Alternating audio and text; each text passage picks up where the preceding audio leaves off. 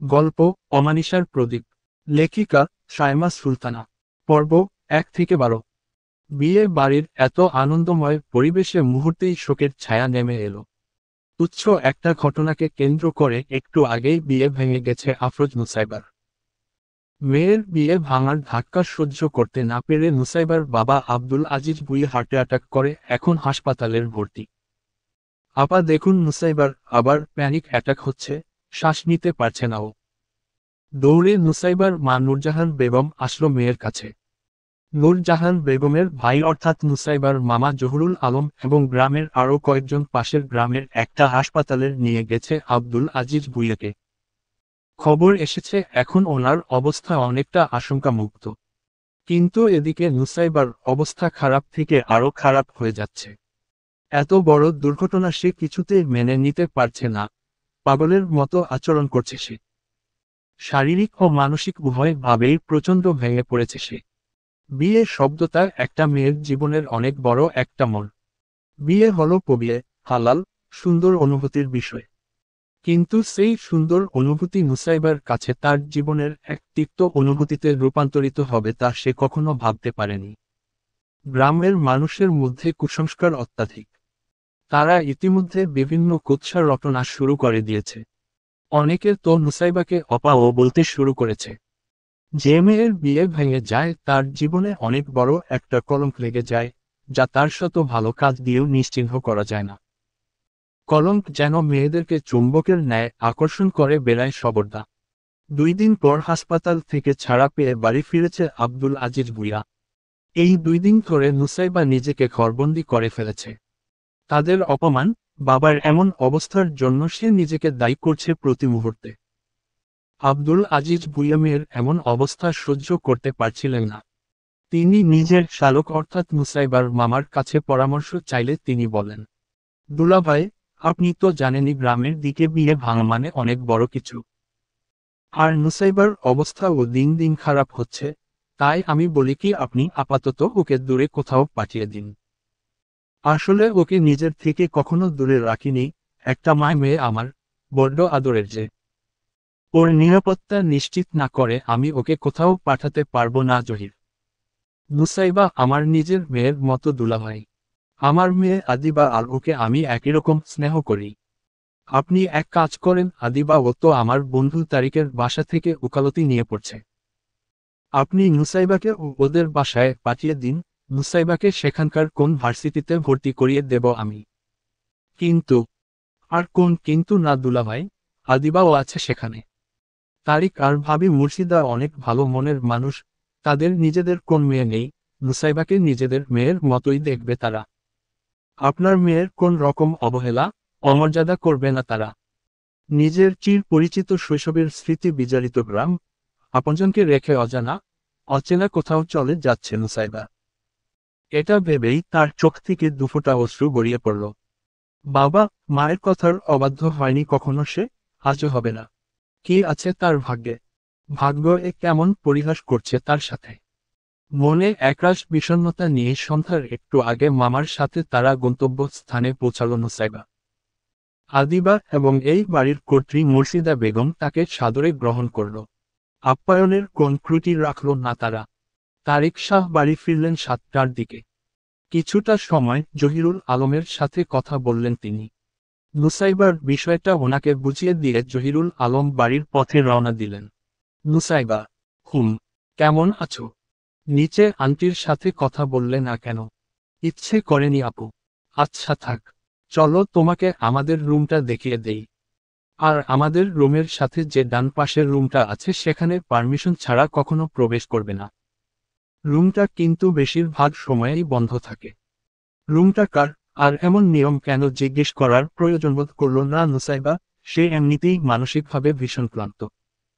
গ্রামে বড় হওয়া মেয়েটার শহরে একদমই মন বসছিল না। যদিও এ বাড়ির সবাই অনেক অমায়িক, তাও কেন জানি কারোর সাথে মানিয়ে নিতে পারছিল না সে। আদিবার সাথে একটা রুমে থাকতে দেওয়া হয়েছিল তাকে। রাত 2টা বেজে 36 মিনিট, ঘুম না আসায় নিজেকে একটু হালকা করতে ছাদে যাওয়ার চিন্তা করল নুসাইবা। যেই ভাবা সেই কাজ, রুম থেকে একটা ছোট টর্চ লাইট নিয়ে ছাদের দিকে রওনা হলো। চারদিকে নিস্তব্ধতা বিরাজমান। অমাবস্যার কালে বিশাল আকাশের নিচে একজন দাঁড়িয়ে, নিয়তির প্রতি অনেক অভিযোগ তার, হয়তো সেই অভিযোগগুলোই এখন প্রকাশ করছে যা কখনো কারো সামনে প্রকাশ করতে পারে না। হঠাৎ গুনগুন করে গান ধরল নুসাইবা। ওরা মনের গোপন চেনে না, ওরা হৃদয়ের রং জানে না। প্রজাপতি ডানা ছুলো বিবাহ বাসরে, কেন সারারাত জেগে বাড়ি ফিরে ভরে। ওরা মনের গোপন চেনে না, ওরা হৃদয়ের রং জানে না। তুমি চিরদিন, ভীষণ কঠিন, তোমার ঘর ভেসে যায়। ওরা মুখ দেখে বুঝতে পারে না, ওরা এমন কেমন বোঝে না, ওরা আসল কারণ খোঁজে না। গানটা গাইতে গাইতে নুসাইবা কখন যে রেলিংয়ের পাশে চলে আসলো বুঝতে পারেনি। খেয়াল হতেই এক দৃষ্টিতে নিচের দিকে তাকিয়ে কিছু ভাবছিল। হঠাৎ পেছনে থেকে একটা পুরুষালী কণ্ঠ ভেসে আসলো।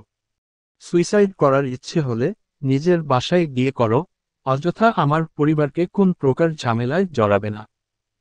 নিস্তব্ধতা ভেদ করে এমন কর্কশ ভাষা শুনে ভয়ে নুসাইবার হাত থেকে টর্চটা পড়ে গেল। মুহূর্তের মধ্যেই চারপাশ অন্ধকারে ছেয়ে গেল। সেই অন্ধকার আংশিক দূর হলো ফোনের ফ্ল্যাশলাইটের আলোতে। মুহূর্তেই দোভেদ চাহনিতে চোখালাপ হলো দুজন মানবীর। অমানিসার রাতেই কি তবে সূচনা হলো এক প্রণয়ের কাহিনীর। প্রায় 4 দিন হতে চলল ওই দিন রাতের ঘটনার পর আর ছাদে যায়নি নুসাইবা। তবে আদিবার থেকে জানতে পেরেছে এই বাড়ির সকল সদস্যদের ব্যাপারে। তার বর্ণনানুযায়ী আন্দাজ করতে পেরেছে ছাদের ওই ব্যক্তিটি মুসাহাব ওয়াজিদ শাহ, তারিক শাহ ও মুর্শিদা বেগমের একমাত্র ছেলে। নুসাইবা খুবই লাজুক এবং চুপচাপ স্বভাবের মেয়ে। তার মধ্যে জটিলতা নেই বললেই চলে। সবার জন্য চুপচাপ স্বভাবের হলেও একজনের কাছে নুসাইবা বেশ খোলামেলা, যার সাথে সুখ দুঃখ সকল কিছু খুলে বলতে পারে নুসাইবা। সে হলো তার ছোটবেলার একমায়ে বান্ধবী জারিন। সেই স্কুল লাইফ থেকে পরিচয় তাদের। এই কয়েকদিন জারিনকে কল দেওয়া হয়নি কারণ তার নিজস্ব মোবাইল নেই। আদিবার থেকে ফোন নিয়ে বাড়িতে কথা বলতো সে। আজ সকালেই তারিক সাহেব তাকে একটি বাটন ফোন কিনে দিয়েছে যোগাযোগের সুবিধার্থে। বাবার সাথে কথা বলা শেষ করে জারিনকে কল করল নুসাইবা। 2 বার রিং হওয়ার পরপরই কল ধরল জারিন। হ্যালো, কে বলেছেন? জারিন, আমি নুসাইবা। কি রে গুমরামুখী, এতদিন পর মনে পড়ল তোর একটা বান্ধবী আছে। আমি তো ভেবেছি শহরে গিয়ে আমাকে ভুলেই গেছিস। নতুন শহর, নতুন পরিবেশ, নতুন মানুষজন, এর মাঝে আমাকে কি আর মনে থাকবে? কল রাখো তুই, তোর সাথে কোন কথা নেই আমার। আরে রাগ করিস না রে, তুই তো জানিস আমার নিজস্ব কোন ফোন নেই। আজ সকালেই তারিক আঙ্কেল একটা বাটন সেট কিনে দিল, তাই দেরি না করে তোকে কল দিলাম। আর এখানে মানিয়ে নিতেই তো আমার বেশ সময় লাগছে, তাই তোকে কল করার সুযোগই পাইনি। প্লিজ এবারের মতো মাফ করে দে। আচ্ছা থাক ওসব কথা, এবার বল দিনকাল কেমন যাচ্ছে? ভার্সিটিতে ভর্তি হয়েছিস? ভার্সিটিতে ভর্তির ব্যাপারে আমি তো তেমন কিছুই জানি না। আদিবা আপু বলল বাসার কাছে একটা ন্যাশনাল ভার্সিটিতে ভর্তি করিয়ে দিবে। আর এমনিতে ও আমি পড়াশোনায় যা ডাব্বা মার্কা জাতীয় বিশ্ববিদ্যালয়ের আন্ডারে ভর্তি হতে পারলে তাই সই। কাল হয়তো ভর্তি করাবে। আহা, পড়াশোনা থেকে বাঁচতে বিয়ে করতে যাচ্ছিলি, এখন সেই বিয়েই তোকে আবার পড়াশোনার কাছে লাথি মেরে পাঠিয়ে দিল। ফিলিংস কেমন বান্ধবী? তোর 40-এর ফিলিংস পাচ্ছি রে ইঁদুরমুখী। হঠাৎ নিচ থেকে আদিবা নুসাইবাকে ডাক দিল। নুসাইবা একটু নিচে এসো তো। আসছি আপু। জারিন আমি যাই রে, আপু ডাকছে, পরে কথা হবে। আচ্ছা যা, তবে মনে করে কল দিস কিন্তু। আচ্ছা। কল কেটে নিচে নামতেই নুসাইবা দেখল তারিক সাহেব বসে আছেন। আদিবা নুসাইবাকে বলল, নুসাইবা তোমার প্রয়োজনীয় কাগজপত্র নিয়ে তাড়াতাড়ি রেডি হয়ে নিচে এসো, আঙ্কেল আজই তোমাকে ভার্সিটিতে ভর্তি করাতে যাবে। না হলে পরে সিট পেতে অসুবিধা হবে। আচ্ছা, আমি এখনই আসছি আপু। ভার্সিটিতে প্রবেশ করতেই মনে একটা বিরক্তিকর ভাব চলে এলো নুসাইবার। এই পড়াশোনা তার কোনোদিনও পছন্দ ছিল না, তাও ভাগ্যের কি নির্মম পরিহাস আবারও। আর কিছু চিন্তা করতে চাইল না সে, এখন শুধু এটা দেখতে চায় ভাগ্য তাকে কোথায় নিয়ে যায়। ভর্তির যাবতীয় ফর্মালিটি তারিক সাহেব নিজ দায়িত্বে পূরণ করলেন। কাল থেকে ভার্সিটির ক্লাসে জয়েন করতে হবে। তাই ফেরার সময় প্রয়োজনীয় বই কিনে দিলেন লাইব্রেরি থেকে। কাল থেকে ভার্সিটি, পড়াশোনা, নুসাইবা বুঝতে পারল এই পড়াশোনা থেকে তার মুক্তি নেই, আরও বুঝতে পারল তারিক শাহ মানুষটা বেশ আন্তরিক, না হলে আজকের যুগে এসে কেউ কারোর জন্য এতটুকু করে আদৌ। নুসাইবাকে বাড়িতে ড্রপ করে দিয়ে অফিসে চলে গেলেন তারিক সাহেব। বেশ ক্লান্ত শরীরে রুমে প্রবেশ করলেন নুসাইবা। বইগুলো কোনোরকম টেবিলে রেখে একটু ফ্রেশ হয়ে নিল। তারপর বিছানায় যেতেই একরাশ ঘুম এসে ভর করল তার চোখে। কখন যে ঘুমিয়ে পড়ল নিজেও জানল না। সন্ধ্যা 7টার দিকে ঘুম ভাঙল নুসাইবার। আদিবাকে খুঁজতে রুম থেকে বের হয়েছিল, তখনই ডান পাশের রুম থেকে কিছু একটা ভাঙার শব্দ শুনতে পেল সে। রুমটা সাধারণত বেশিরভাগ সময় বন্ধ থাকে। হঠাৎ এরকম ভাঙাচোরার শব্দ শুনে কৌতূহলবশত রুমের দিকে এগিয়ে গেল সে। দরজা খুললে রুমে প্রবেশ করতেই দেখতে পেল রুমটি বেশ পরিপাটি। রুমের ভেতরের সকল আসবাবপত্র যেন শৌখিনতার পরিচয় বহন করছে। এতদিন হয়ে গেল নুসাইবা এই বাড়িতে এসেছে, কিন্তু আজ প্রথম এই রুমে আসা। হঠাৎই তার নজর পড়ল একটা ভাঙা টবের উপর। তার মানে একটু আগে এই টব ভাঙার শব্দই সে শুনতে পেয়েছিল। রুমটা সে ঘুরে ঘুরে দেখছিল। দেয়ালে একজন পুরুষের বেশ কয়েকটি ছবি টাঙানো। ছবিগুলো একটু খেয়াল করে দেখতেই চমক উঠল সে, এটা কালো রাতের ওই লোকটা না। একদমই এই কর্কশভাষী লোকের সামনাসামনি হওয়া যাবে না। ওই বদলোকের সামনাসামনি না হতে চাইলে পালা, নুসাইবা। বলতে বলতে দ্রুত পায়ে দরজার দিকে এগিয়ে গেল সে। দরজার কাছে যেতেই পেছনে থেকে একটা পুরুষালী কণ্ঠ ভেসে আসলো, সেই স্টপ। মুহূর্তেই চোখমুখ খিচে স্ট্যাচুর মতো দাঁড়িয়ে পড়ল নুসাইবা, পা তখন নিজের জায়গায় অনড়। নুসাইবার কোনো নড়চড় না দেখে ঠিক তার সামনে এসে দাঁড়ালো ওয়াজিদ। অনেকক্ষণ কারো কোন রকম সাড়াশব্দ না পেয়ে চোখ খুলতেই সামনে ওয়াজিদকে দেখতে পেল সে। ওয়াজিদ তখন গভীর দৃষ্টিতে তাকে পর্যবেক্ষণ করছিল, তার দৃষ্টির নড়চড় না দেখে। একটা শুষ্ক ডোক গিলে কাপা কাপা গলায় নুসাইবা বলে উঠল, আমি টবটা ভাঙিনি। কে ভেঙেছে? আমি জানি না। কেন জানো না? দেখিনি তাই। তুমি যেহেতু কিছু করনি তাহলে পালাচ্ছিলে কেন? মানুষ তার করা অন্যায়ের থেকে বাঁচতেই কিন্তু পালায়। অন্যায়? টবের কথা না হয় বাদই দিলাম, এই রাতের বেলা পারমিশন ছাড়া প্রাপ্তবয়স্ক পুরুষের রুম এসেছো, এটা কি তোমার অন্যায় বলে মনে হচ্ছে না? আমি তো ভাঙার শব্দ। নিজের ভুল স্বীকার করতে শিখো, সব বিষয়ে অজুহাত দেখানো মানায় না। এরপর থেকে আর কখনোই আমার রুমে পারমিশন ছাড়া আসবে না। পারমিশন ছাড়া আমার রুমে কেউ আসুক বিষয়টা আমার একদমই পছন্দ না। এখন যেতে পারো। আর কোন কথা না বাড়িয়ে রুম থেকে বেরিয়ে গেল নুসাইবা। মনে মনে ওয়াজিদকে কয়েকশো গালি দিল সে, সাথে উপন করল এই বদলোকের ঘরে সে আর কখনো আসবে না। তারিক সাহেব আজ সবাইকে একসাথে খাওয়ার জন্য ডেকেছেন। এমনিতে তো নুসাইবার খাবার আদিবাই রুমে এনে দেয়। তারিক সাহেবের কথা মতো নুসাইবা ও সবার সাথে খাওয়ার জন্য নেমে এলো। খাওয়া শুরু করার একটু পর ওয়াজিদ ও খাবার টেবিলে এসে বসল। ওয়াজিদকে নিজের ঠিক সামনের চেয়ারে বসতে দেখে এক পলক তাকালো তার দিকে, মুহূর্তেই চোখাচোখি হলো দুজনের। একটু নড়েচড়ে বসল নুসাইবা, যথাসম্ভব দ্রুত খাবার খেয়ে সে উঠেই যাচ্ছিল, তখন তারিক সাহেব ওয়াজিদকে উদ্দেশ্য করে বলে উঠলেন, ওয়াজিদ, তুমি কাল হসপিটালে যাওয়ার পথে নুসাইবাকে তার ভার্সিটিতে নামিয়ে দিয়ে আসবে। কাল ভার্সিটিতে প্রথম দিন ওর, এই শহরে নতুন নুসাইবা। প্রথম দিনই ভার্সিটিতে একা একা যাওয়া ওর ভালো দেখায় না। আফটার অল, দায়িত্ব জ্ঞানহীন নই আমরা। ওয়াজিদ ছোট্ট শব্দে প্রতিউত্তর করল, আচ্ছা। টেবিলে নুসাইবার ঠিক সামনাসামনি বসেছিল ওয়াজিদ। কথাটা বলার সময় পুনরায় দুজনের চোখালাপ হয়ে গেল। চোখ সরিয়ে ফেলল নুসাইবা।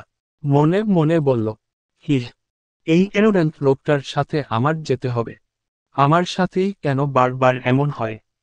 সকালের মিষ্টি রোদ জানালা ভেদ করে চোখে এসে পড়তেই আদো আদো ঘুম জড়ানো চোখে ঘড়ির দিকে তাকিয়ে আটকে উঠল নুসাইবা। কি? সকাল 8টা বেজে 12 মিনিট বেজে গেছে। হায় আল্লাহ! আমার না সকাল 9:30 থেকে ক্লাস শুরু হবে। বই গোছানো হয়নি, রুটিন দেখা হয়নি, আর রেডি বা হব কখন? প্রথম দিনই না জানি লেট হয়ে যায়। বলতে বলতে ওয়াশরুমের দিকে দৌড় লাগালো নুসাইবা। যাই হয়ে যাক, আজ তাকে সময় মতো ভার্সিটিতে যেতেই হবে। ভার্সিটির প্রথম দিনই মিস্টার অ্যারোগ্যান্ট, ওয়াজিদের ঝাঁচালো বুলি শুনতে চায় না সে। রেডি হয়ে নিচে নামতেই আদিবার সাথে দেখা হলো নুসাইবার। কাল সে তার একটা বান্ধবীর বাড়িতে ছিল, মাতৃ বাসায় ফিরল। নুসাইবাকে দেখা মাতৃ বলে উঠল, নুসাইবা, এত দেরি হলো কেন তোমার? ওয়াজিদ ভাইয়াকে দেখলাম তোমার জন্য বাইরে অপেক্ষা করছে। আপু, কাল একটু দেরিতে ঘুমিয়েছিলাম তাই সকালে উঠতে দেরি হয়ে গেল। রান্নাঘর থেকে মুর্শিদা বেগম বলল, মা, নুসাইবা নাশতা করে যেও। এভাবে খালি মুখে বাড়ি থেকে বেরোতে হয় না। সরি আন্টি, আজ অনেক দেরি হয়ে গেছে, আমি ক্যান্টিন থেকে কিছু খেয়ে নিব। এটা বলেই সে বাড়ির বাইরের দিকে দ্রুতগতিতে যেতে লাগলো। এখন আর কারো কথা শোনার সময় যে তার নেই। বাইরে আসতেই দেখলো গাড়ি পার্কিং করে রাস্তার ওপাশে ওয়াজিদ দাঁড়িয়ে আছে। চোখে মুখে বিরক্তির ভাব স্পষ্ট। আজ নিশ্চয়ই তাকে রূপে কয়েকটা ঝাঁঝালো বাক্য শুনিয়ে দিবে। ঢাকা শহরের রাস্তা, এত যানবাহন। দীর্ঘশ্বাস ফেলল নুসাইবা। গ্রামের মেয়ে সে, এত বড় রাস্তা পার হওয়ার অভ্যাস নেই তার। ছোট থেকে সে রাস্তা পার হতে ভয় পায় সে, অন্য কারো সাহায্য নিয়ে রাস্তা পার হতে হয় তাকে। আজ কি করবে সে? এখানে তো পরিচিত কেউ নেই যার সাহায্য নিবে সে। মনে একটু সাহস নিয়েই রাস্তা পার হওয়ার চেষ্টা করল, তবে বাজে ভাবে ব্যর্থ হলো সে, একটুর জন্য। বাইকের সাথে অ্যাক্সিডেন্টের হাত থেকে বেঁচে গেছে বেচারি। একজন মহিলা রাস্তা পার হচ্ছে দেখে তার পিছন পিছন পার হতে যাবে তখনই কেউ একজন শক্তভাবে তার একটা হাত আঁকড়ে ধরল, যেন হাত ছাড়লেই হারিয়ে যাবে সে। খুবই সতর্কতার সাথে রাস্তা পার হওয়ার পরপরই সে হাত থেকে ছাড়া পেল সে। ধন্যবাদ ওয়াজিদ ভাইয়া। রাস্তা পার হতে পারো না আগে বললেই পারতে, আমি বাড়ির সামনেই গাড়ি পার্কিং করতাম। আমি তো গাড়িতে উঠো, এমনিতেই অনেকটা লেট হয়ে গেছে। তোমার ননসেন্স বকবকানি শুনলে আজ আর আমায় হসপিটালে যেতে হবে না। চুপচাপ গাড়িতে উঠে বসল নুসাইবা। গাড়ি চলছে তার আপন গতিতে, হঠাৎ অমসৃণ রাস্তায় আসতেই ঝাঁকুনির ফলে সামনের দিকে হেলে পড়ছিল নুসাইবা। ঠিক সময় ওয়াজিদ এক হাতে ধরে ফেলল তার মাথাটা যাতে কোনো আঘাত না পায় সে। গাড়িটা রাস্তার একপাশে পার্কিং করে বিরক্তের সাথে বলে উঠল, সিট বেল্ট বাঁধনি কেন? মনে নেই? ঝামেলা ঘটানোর কথা তো ঠিকই মনে থাকে। What a careless girl. এই বলে নিজেই অতি সন্তর্পণে নুসাইবার সিট বেল্টটা বেঁধে দিল। একবার ওর শরীরে টাচ লাগেনি তার। এরপর থেকে মাইক্রোকারে যাতায়াত করলে অবশ্যই সিট বেল্ট বেঁধে নিবে। প্রতিবার আমি থাকবো না এভাবে বেল বাঁধার জন্য। হুম। ভার্সিটির গেটের সামনে আসতেই ওয়াজিদ নিজেই দরজা খুলে দিল। নুসাইবা রের হয়ে যেতে নিবে তখনই। ওয়েট, ফোন কোথায় তোমার? ব্যাগে। Give me. মোবাইলটা ব্যাগ থেকে বের করে ওয়াজিদকে দিল নুসাইবা। এই যে, এটা আমার নম্বর, ডায়াল করা আছে। ক্লাস শেষ হলে কল দিও, আমি পিক আপ করতে আসবো। সর্বোচ্চ 15 মিনিট লাগবে আমার। গেটের সামনেই অপেক্ষা করবে, গট ইট? আচ্ছা। ভার্সিটির ভেতর প্রবেশ করল নুসাইবা। এ যেন এক অন্যরকম অনুভূতি। আজ তার ভার্সিটির প্রথম দিন।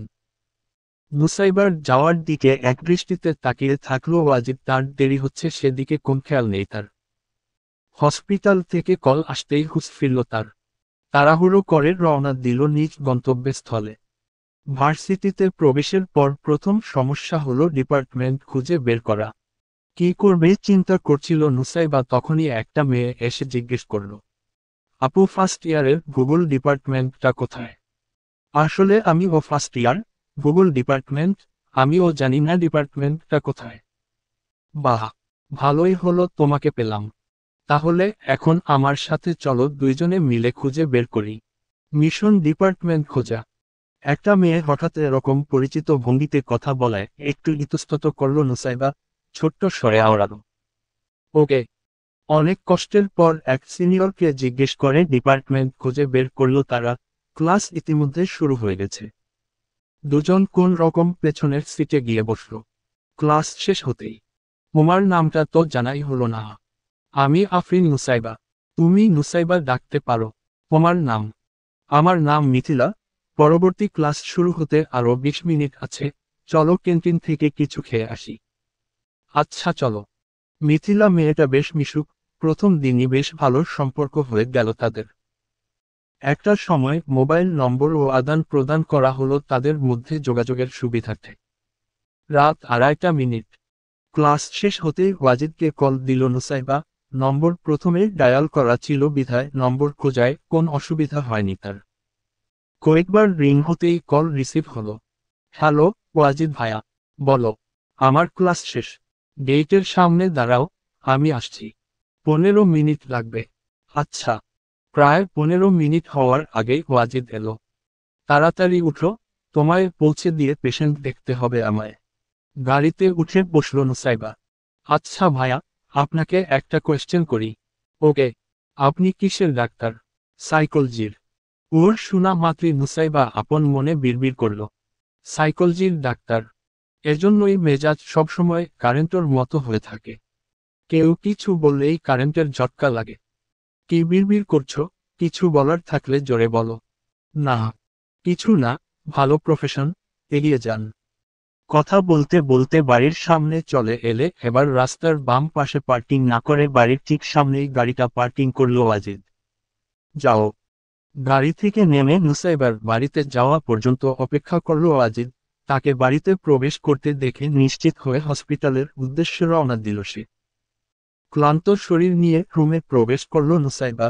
ব্যাগটা কোন রকম টেবিলে রেখে ওয়াশরুমে ঢুকে ফ্রেশ হলো।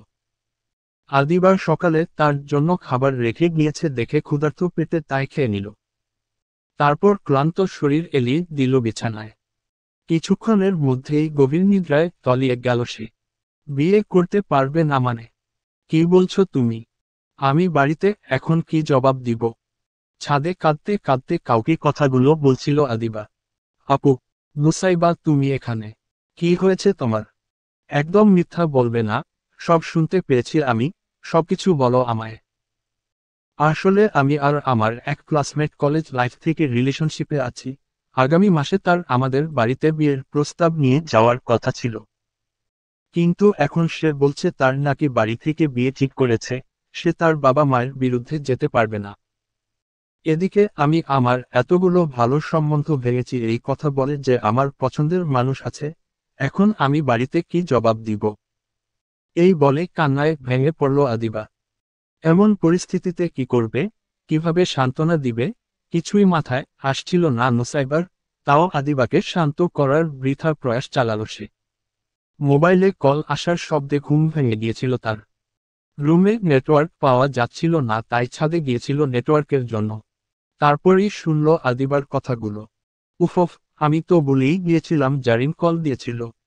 5টার সময় কল দিয়েছিল, এখন 7টা বাজতে চলল।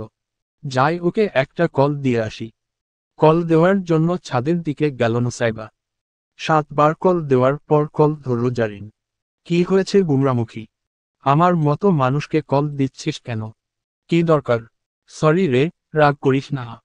আসলে থাক, এখন এটা ওটা বলতে হবে না, বলেই তো গেছিস আমায়। শহরে গেলে কে আর মানুষ ছোট্ট বেলার বান্ধবীকে মনে রাখে? সরি রে, প্লিজ এবারের মতো মাফ করে দে। তুই মাফ না করলে আমি এখনই গ্রামে গিয়ে তোর পা ধরে বসে থাকব, সত্যি। থাক, রাখো তোর মুখের কথা, যা পারবি না তা বলে আশা দিবি না। যদিও তোকে আমার পা ধরিয়ে বসিয়ে রাখার অনেক ইচ্ছা, তাও যা মাফ করে দিলাম। ওরে মনে মনে এত। আচ্ছা বাদ দে এসব কথা। এখন বল তখন এতগুলো কল কেন দিয়েছিলি? একটা সুখবর দেওয়ার ছিল। আগামী মাসের 24 তারিখ আমার বিয়ে। তুই কিন্তু অবশ্যই আসবি। আল্লাহ, বলিস কি বান্ধবী, শেষে তুইও কিনা বিয়ে করে ফেলবি আমাকে রেখে? হ্যাঁ রে, ভেবেছিলাম তোর ছেলের সাথে আমার মেয়ের বিয়ে দিব, কিন্তু তোর বিয়ে তো হতে হতে গিয়ে হলো না। এখন কয়েক বছরের ভিতর তো হবে বলে মনে হচ্ছে না। কবে তোর বিয়ে হবে আর তোর বাচ্চার সাথে আমার বাচ্চার বিয়ে দিব বলতো? থাকে দুঃখ আর মনে করিয়ে দিস না। পড়াশোনা একদমই ভালো লাগে না, কি যে একটা প্যারা। ভেবেছিলাম বিয়ে করে সংসারী হয়ে যাব, স্বামীর সেবা করব, বাচ্চা মানুষ করব, তা আর হলো কোথায়? দুঃখে বুকটা ফেটে যাচ্ছে। বুক না ফাটিয়ে গলা ফাটা। আকাশের দিকে তাকিয়ে জোরে একটা চিৎকার দে। চিৎকার দিয়ে কি বলবো? মনের কথা রে বলদ। আকাশের দিকে তাকিয়ে মনের কথা বলবি, দেখবি মন হালকা হয়ে গেছে। জারিনের কথা শুনে আকাশের দিকে তাকিয়ে চিৎকার দিয়ে নুসাইবা বলতে লাগলো, আল্লাহ, কি দোষ করছিলাম আমি? একটা সংসার চাইছিলাম, কারো টুকটুকি বউ হতে চাইছিলাম। 10-12টা বাচ্চার মা হতে চাইছিলাম, বেশি কিছু তো চাইনি। ওরে চিকু, পিকু, আমি আর তোদের মা হতে পারলাম না। চিকু পিকুর মা তোমার কথা শুনে আমরা কেঁদে দিয়েছি। এই কান্না কর তোরা, কর, কর বলছি। তাড়াতাড়ি কল কেটে পেছনে ফিরল নুসাইবা। ওয়াজিদ মুখ গম্ভীর করে পকেট হাত গুজে তার দিকেই তাকিয়ে আছে। সাথে আর 3জন ছেলে ও একটি মেয়ে। এদের মধ্যেই কেউ একজন কথাটি বলেছে তাকে। কে বলছে কথাটা আন্দাজ করার চেষ্টা করছিল নুসাইবা। এদিকে লজ্জায় তার মাথা কাটা যাচ্ছে। এরা কথাগুলো শুনে ফেলেছে নিশ্চয়। ইস্কি লজ্জার বিষয়। তুমি এখন যেতে পারো, অনেকটা ঠান্ডা স্বরে জোর দিয়ে এই কথাটা বলল ওয়াজিদ। আরে ভাই দাঁড়া না। চিকু, পিকুর মায়ের সাথে পরিচিত তো হয়ে নেই আগে। তো তোমার পরিচয়? আমি নুসাইবা, এখানে থেকে পড়াশোনা করি। খুব নামে পড়াশোনা, মনে মনে টুকটুকি বউ আহা। ওয়াজিদ ভাই আমি ও কিন্তু সিঙ্গেল তুই বললে। চুপ কর রাফি। পেছনে থেকে একটা মেয়ে এসে ছেলেটাকে পিঠে থাপ্পড় মেরে এগিয়ে আসলো নুসাইবার দিকে। হাই নুসাইবা, আমি তুষি, ওয়াজিদ ভাইয়ার কাজিন এবং ওনার বান্ধবীও। এরা হলো ওনার সব ক্লোজ বন্ধু। এই যে এতক্ষণ ফাজলামো করছিল ও হলো ভাইয়ার বন্ধু রাফি। এই গ্লাস পরা ভদ্র ছেলেটা হলো সাফিন আর এটা জাতির রোমিও আরাফ। হাই নুসাইবা, সবাই একসাথে বলো উঠল। হাই। সৌজন্যমূলক জোর করে একটা হাসি দিল নুসাইবা। তখনই ওয়াজিদ কর্কশভাবে বলে উঠল, আর কোন এন্টারটেইন না করার ইচ্ছে না থাকলে এখন নিচে যেতে পারো। এতগুলো মানুষের সামনে এভাবে বলায় বেশ কষ্ট পেল নুসাইবা। অনেকটা জোরে হেঁটে যেতে যেতে বিড়বিড় করে বলতে থাকল, উনি সবসময় আমার সাথে এমন করে, মিস্টার অ্যারোগ্যান্ট একটা। নিজের বোকামির জন্য নিজেকে কয়েকশত গালি দিতে দিতে রুমে প্রবেশ করতে যাচ্ছিল নুসাইবা। তখনই নিচ থেকে মুর্শিদা বেগম তাকে ডাকল। নুসাইবা, মা একটু এদিকে আসো তো। আসছি আন্টি। নিচে নেমে সরাসরি রান্নাঘরে গেল নুসাইবা। আন্টি, হঠাৎ এত আয়োজন কেন? আজ কি বিশেষ কিছু আছে? আসলে এই খাবারগুলো মসজিদে দেওয়া হবে। মসজিদে একটা ছোট করে মিল্লাতের আয়োজন করা হয়েছে। ও আচ্ছা। আমায় একটু সাহায্য করো মা। তোমার তারিক আঙ্কেল এখনই চলে আসবে খাবার নেওয়ার জন্য। আদিবা থাকলে হাতে হাতে সাহায্য করত। সে নাকি অসুস্থ, তাই ওকে আর ডাকলাম না। সমস্যা নেই আন্টি, আমি সাহায্য করছি। মুর্শিদা বেগমের কাজে সাহায্য করছিল নুসাইবা। খাবার গোছানোর প্রায় শেষ পর্যায়ে তারিক সাহেব এলেন। বিবি, কোথায় তুমি? দেরি হচ্ছে তো তাড়াতাড়ি করো। আসছি। এই নাও, এখানে সব আছে। খাবার গুছিয়ে দেওয়ার পরপরই তারিক সাহেব চলে গেল। তারিক সাহেবের যাওয়ার পর মুর্শিদা বেগম নুসাইবাকে বললেন, মা, অনেকটা সাহায্য তো করলে, এখন আরেকটা উপকার করো। এই খাবারগুলো ওয়াজিদের রুমে দিয়ে এসো। ওর বন্ধুরা এসেছে, এখন পর্যন্ত কিছু দেওয়া হয়নি তাদের। নুসাইবা একটু ইতস্তত বোধ করছিল, তবে মুর্শিদা বেগমের এমন কোমল বাক্যটুকুও আবার ফেলার মতো নয়। দোটানায় পরে শেষ পর্যন্ত রাজি হল সে। বলল, আচ্ছা যাচ্ছি আন্টি। আবার লোকগুলোর সামনাসামনি হতে হবে।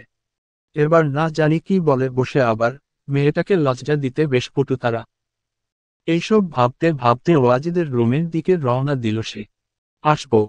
দরজায় নক করে জিজ্ঞেস করল নুসাইবা, ভেতরে এসো। ভেতরে প্রবেশ করতেই দেখল ওয়াজিদের বন্ধুরা সকলে মিলে গোল বৈঠক করছে ওয়াজিদের খাটের উপর। ওয়াজিদকে আশেপাশে কোথাও দেখতে পেল না সে। আরে চিকু পিকুর মাঝে। তোমায় মিস করেছিলাম এতক্ষণ। আসো বসো আমাদের সাথে, তোমার ভবিষ্যৎ সংসারের গল্প শুনি। আরে, কি করছিস রাফি? মেয়েটাকে এভাবে লজ্জা দিচ্ছিস কেন? নুসাইবা, তুমি বরং খাবারগুলো টেবিলে রেখে যাও। পাশ থেকে তুষি বলল। তুষির কথা মতো নিঃশব্দে খাবারগুলো রেখে রুম থেকে বেরিয়ে গেল নুসাইবা। রাত সকাল 9টা বেজে 40 মিনিট। ইতিমধ্যে ওয়াজিদের সব বন্ধুরা রাতের খাবার খেয়ে যার যার বাসায় চলে গেছে। তুষি আজ রাতটায় বাড়িতেই থাকবে, কালকে সকালেই হোস্টেলে চলে যাবে সে। মা, নুসাইবা তুমি বরং খেয়ে নাও। তোমার তারিক আঙ্কেলের আসতে মনে হয় দেরি হবে, উনি আসলে একসাথে খেয়ে নেব। আদিবার খাবার তুষি দিয়ে এসেছে, বাকি আছে শুধু ওয়াজিদ। তুমি এক কাজ করো, উপরে যাওয়ার সময় ওয়াজিদের খাবার টাওয়ার রুমে দিয়ে যেও। Sorry aunty. হ্যাঁ, কিছু বললে মা? মুর্শিদা বেগমের মা ডাক শুনে তাকে না করার সাহস হল না নুসাইবার। আচ্ছা আন্টি, আপনি খাবারগুলো দিন, আমি নিয়ে যাচ্ছি। ওয়াজিদের রুমের দরজায় 3 বার নক করল নুসাইবা। ভেতর থেকে কোন প্রকার সাড়া শব্দ না পেয়ে ওয়াজিদ ঘুমিয়ে পড়েছে ভেবে চলে যাচ্ছিল, তখনই ভেতর থেকে শব্দ এলো, কাম ইন। রুমে প্রবেশ করল নুসাইবা। প্রবেশ করেই ভীষণ অবাক হলো সে। পুরো রুম অন্ধকার, এমনকি রুমের ড্রিম লাইটটা পর্যন্ত জ্বালানো নেই। লাইটের সুইচ তোমার হাতের বাম পাশের ফুলদানিটার ঠিক উপর। অন করো। অন্ধকার হাতরে সুইচটা অন করল নুসাইবা। দেখতে পেল এমন গরমের মাঝেও কাঁথা গায়ে দিয়ে শুয়ে আছে ওয়াজিদ। বেশ অবাক হলো সে। আপনার জন্য খাবার পাঠিয়েছে আন্টি। খাবো না, নিয়ে যাও। বাহ রে, আন্টি পাঠিয়েছে, আমি এত কষ্ট করে নিয়ে এলাম আর আপনি বলছেন খাবেন না। আপনাকে খেতেই হবে।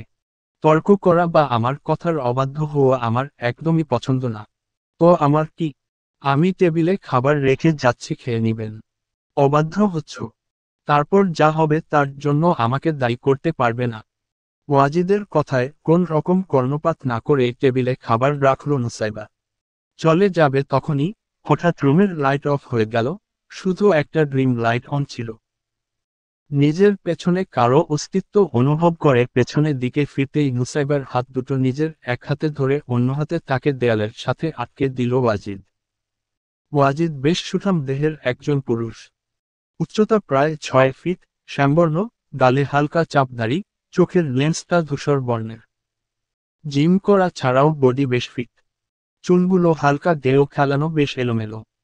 আপাতত একটা ঢিলেঢালা ধূসর রঙের ট্রাউজার এবং অফ হোয়াইট কালারের পাতলা টি শার্ট পরনে বেশ আকর্ষণীয় লাগছিল তাকে।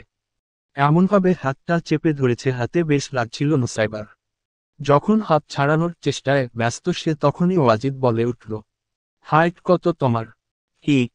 যা জিজ্ঞেস করছি শুধু তার ওর দাও। এখন বেশি অবাধ্য হলে তুমি তোমার নিজের ক্ষতির কারণ হবে।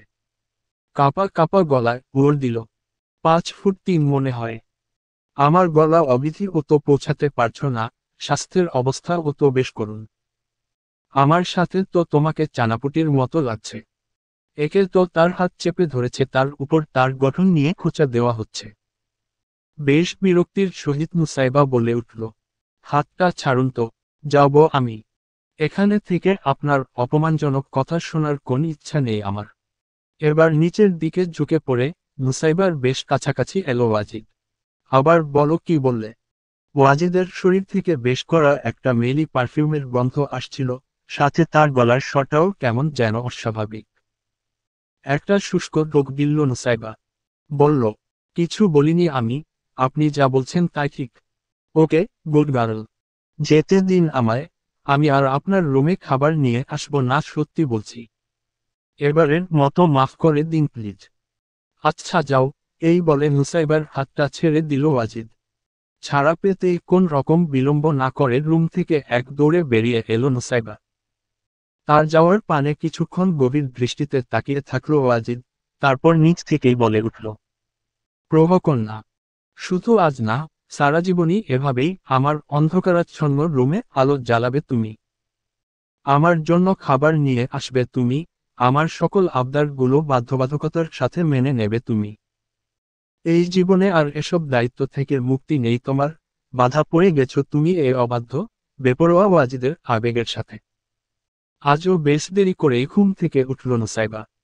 একে তো আদিবাকে সামলাতে হয়, তার উপর কালো রাতের ওয়াজিদের ওসব অদ্ভুত আর লজ্জাজনক কাণ্ড। এক প্রকার রাতের ঘুম কেড়ে নিয়েছে তার। তারিক সাহেব যেদিন থাকেন তিনিই নুসাইবাকে ভার্সিটিতে ড্রপ করে দেন, তিনি না থাকলে সে দায়িত্ব পালন করে ওয়াজিদ। আজ তিনিই বাসায় আছেন, অফিসে যাওয়ার পথে হয়তো নুসাইবাকে ড্রপ করে দিবেন। যাক, ওয়াজিদের সামনে আর পড়তে হবে না তাকে, এই ভেবে স্বস্তির শ্বাস ফেলল সে। রেডি হয়ে নিচে নামতেই দেখল সবাই নাস্তা করছে। আদিবাও এসেছে, তার পাশে তুষি বসা। তখনই মুর্শিদা বেগম বলে উঠল, মা নুসাইবা, এসো নাস্তা করে নাও। খেতে বসল নুসাইবা। আসলে তোমাদের কিছু কথা বলার ছিল, তারিক সাহেব বলে উঠলেন। গত মাসে আমার যে বিজনেস পার্টনার আর ওনার ওয়াইফ আমাদের বাসায় দাওয়াতে এসেছিলেন, ওনার ছেলের জন্য আদিবাকে পাত্রী হিসাবে বেশ পছন্দ করেছেন তারা। তোমরা যথেষ্ট বড় হয়েছ, তোমাদের নিজস্ব মতামত আছে, তাই তোমাদের মতামতের বিরুদ্ধে গিয়ে আমরা কিছু করব না। তোমার কি পছন্দের কেউ আছে মা আদিবা? বললেন মুর্শিদা বেগম। জহিরের সাথে আমি কথা বলেছি, ও বলেছে তোমায় জিজ্ঞেস করতে। তুমি রাজি থাকলে পাত্রপক্ষ আগামীকাল আসবে, তোমার মতের বিরুদ্ধে গিয়ে কিছুই করব না আমরা। আদিবাকে নিশ্চুপ আর মনমরা দেখে নুসাইবা কিছু বলতে যাবে, তখনই আদিবা বলে উঠল, আপনারা কাল উনাদের আসতে বলুন। এই বলেই সে খাওয়া ছেড়ে উঠে গেল। নুসাইবা ও তার পিছু পিছু গেল। আদিবার রুমে ঢুকে দরজা বন্ধ করতে নিচ্ছিল, এক প্রকার জোর করে নুসাইবা রুমে ঢুকে পড়ল। আপু, তুমি এই বিয়েতে রাজি না থাকলে না করে দাও। অযথা মনের বিরুদ্ধে গিয়ে। না করব। কেন না করব? কার জন্য? কে আছে আমার, যার জন্য এতদিন অপেক্ষা করলাম, এতগুলা ভালো ভালো সম্বন্ধ ভাঙলাম, সে তো ঠিকই প্রতারণা করে অন্য কাউকে নিয়ে সুখে সংসার করছে। আমি কেন তার জন্য কষ্ট পেয়ে দেবদাসের মতো জীবন কাটাবো? জানো নুসাইবা, কাল মায়ের সাথে কথা হলো। বাবার বয়স হচ্ছে, আমার আরো দুটো বোন আছে, কোন ভাই নেই। আমার পড়াশোনার খরচ, সংসার চালানো, বোনদের খরচ দিতে বাবা হিমশিম খাচ্ছে। তাই ওদের কথা ভেবে রাজি হয়ে গেলাম। আর কত বাবা মার বোঝা বাড়াবো? আমি ভেঙে গেছি নুসাইবা, একদম ভেঙে গেছি। ঠিকানাহীন এক ডিঙ্গি নৌকার মাঝির মতো কুলের আশায় বিশাল সমুদ্রে ঘুরপাক খাচ্ছি, কিন্তু কুল নিয়ে আছে শুধু একরাশ হতাশা, হাহাকার। প্রায় 1 ঘন্টা লাগলো আদিবাকে শান্ত করতে। কান্না করতে করতে ঘুমিয়ে গেছে মেয়েটা। একটা দীর্ঘ শ্বাস ফেলল নুসাইবা। ভার্সিটির জন্য অনেকটা লেট হয়ে গেছে তার। নিচে নেমে দেখতে পেল তারিক সাহেব চলে গেছে। ওয়াজিদের ও তো এতক্ষণে চলে যাওয়ার কথা। আজ তাহলে তাকে একাই যেতে হবে। কিছুটা চিন্তিত হলো সে। ভার্সিটিতে অনেকটা লেট করে পৌঁছালো নুসাইবা। একটা ক্লাস অলরেডি মিস করে ফেলেছে সে। ক্লাসে ঢুকতেই দেখল মিথিলা ওর জন্য জায়গা রেখেছে। অজান্তেই তার মুখে একটা হাসি ফুটে উঠল। আমি তো ভেবেছিলাম তুমি আসবেই না, তাও মনকে সান্ত্বনা দেওয়ার জন্য জায়গা রাখলাম। ধন্যবাদ, শুধু ধন্যবাদ। হেওয়েট, তোমার কি মন খারাপ? না তো। না, মন খারাপ, বুঝতে পেরেছি। থাক, কারণ জিজ্ঞেস করে আরো মন খারাপ করে দিতে চায় না। ক্লাস শেষ হলে আমার সাথে একটা জায়গায় যাবে। তোমার মন চট করে ভালো করে দেব। আমি তো এদিকের বেশি কিছু চিনি না, পরে যদি কোন সমস্যা হয়। আরে ভার্সিটির সামনে যে কমিউনিটি সেন্টার দেখতে পাচ্ছ, সেখানেই যাব। কোনো সমস্যা হবে না। কিন্তু? আর কোন কিন্তু না? এখন মন দিয়ে ক্লাস করো। আজ শেষের ক্লাসটা হবে না, স্যার আসেনি বলে, তাই নুসাইবা আর মিথিলা বেশ সময় পেল। ভার্সিটির সামনে একটা কমিউনিটি সেন্টার, যেখানে একটা বিয়ে অনুষ্ঠান চলছিল। নুসাইবাকে নিয়ে সোজা সেন্টারের ভিতর ঢুকে পড়ল মিথিলা। মিথিলা, এখানে কেন আনলে? এখানে তো বিয়ের অনুষ্ঠান হচ্ছে। হোক, আমাদের কি, আমরা তো খাবো, ঘুরবো, পিকচার তুলবো আর চলে যাব। কিন্তু বিনা দাওয়াতে? আরে চুপ বোকা মেয়ে, এসব জায়গায় এমন কথা বলতে নেই, ধরা পড়লে ইজ্জতের ফালুদা হয়ে যাবে। এমনিতেও এসব বড়লোকের বিয়েতে অনেক অনেক খাবার নষ্ট হয়। আমরা দুজন খেলে ওদের তেমন কোন ক্ষতি হবে না। এই বলে দুজন খাবার খাওয়ার জন্য চলে গেল। প্লেট ভরে খাবার নিল দুজন। মিথিলা বেছে বেছে লেগ পিস তুলল দুজনের প্লেটে। তুমি নাকি বেশ পেটুক, খেতে ভীষণ পছন্দ করো, তাই মন ভালো করতে খাবার খাওয়াতে নিয়ে এলাম। এত ভালো খাবার খাওয়ানো আমার বাজেটে নেই, তাই শর্টকাট পদ্ধতি অবলম্বন করলাম। বলি খিল খিল করে হেসে উঠল মিথিলা। এবার ওর সাথে নুসাইবাও হাসল। মেয়েটা আসলেই অনেক ভালো, ওর কথা চিন্তা করেই করছে এসব। মাটি খাওয়া শুরু করেছে ওরা। নুসাইবা লেগ পিছে কামড় বসিয়েছে কি তখনই দেখল ওয়াজিদ আর ওর বন্ধুরা এদিকে আসছে। মুখ থেকে খাবারটা পড়ে গেল বেচারির। যেখানে বাঘের ভয় সেখানেই সন্ধ্যা হয়। মিথিলাকে টানতে টানতে বলল, আরে মিথিলা, খাওয়ার রাখো, চলো এখন। আরে খাও না নুসাইবা, আমায় ও খেতে দাও, আমি যাব না। বোন চল, তুই, তোকে আমি নিজে কিনে খাওয়াবো, তাও চল এখন। ওমা, তুমি থেকে তুই। ভালোই হলো, বন্ধুত্বে তুমি শব্দটা ঠিক মানায় না, এখন থেকে আমরা তুই বলে রাখবো। এখন খাও।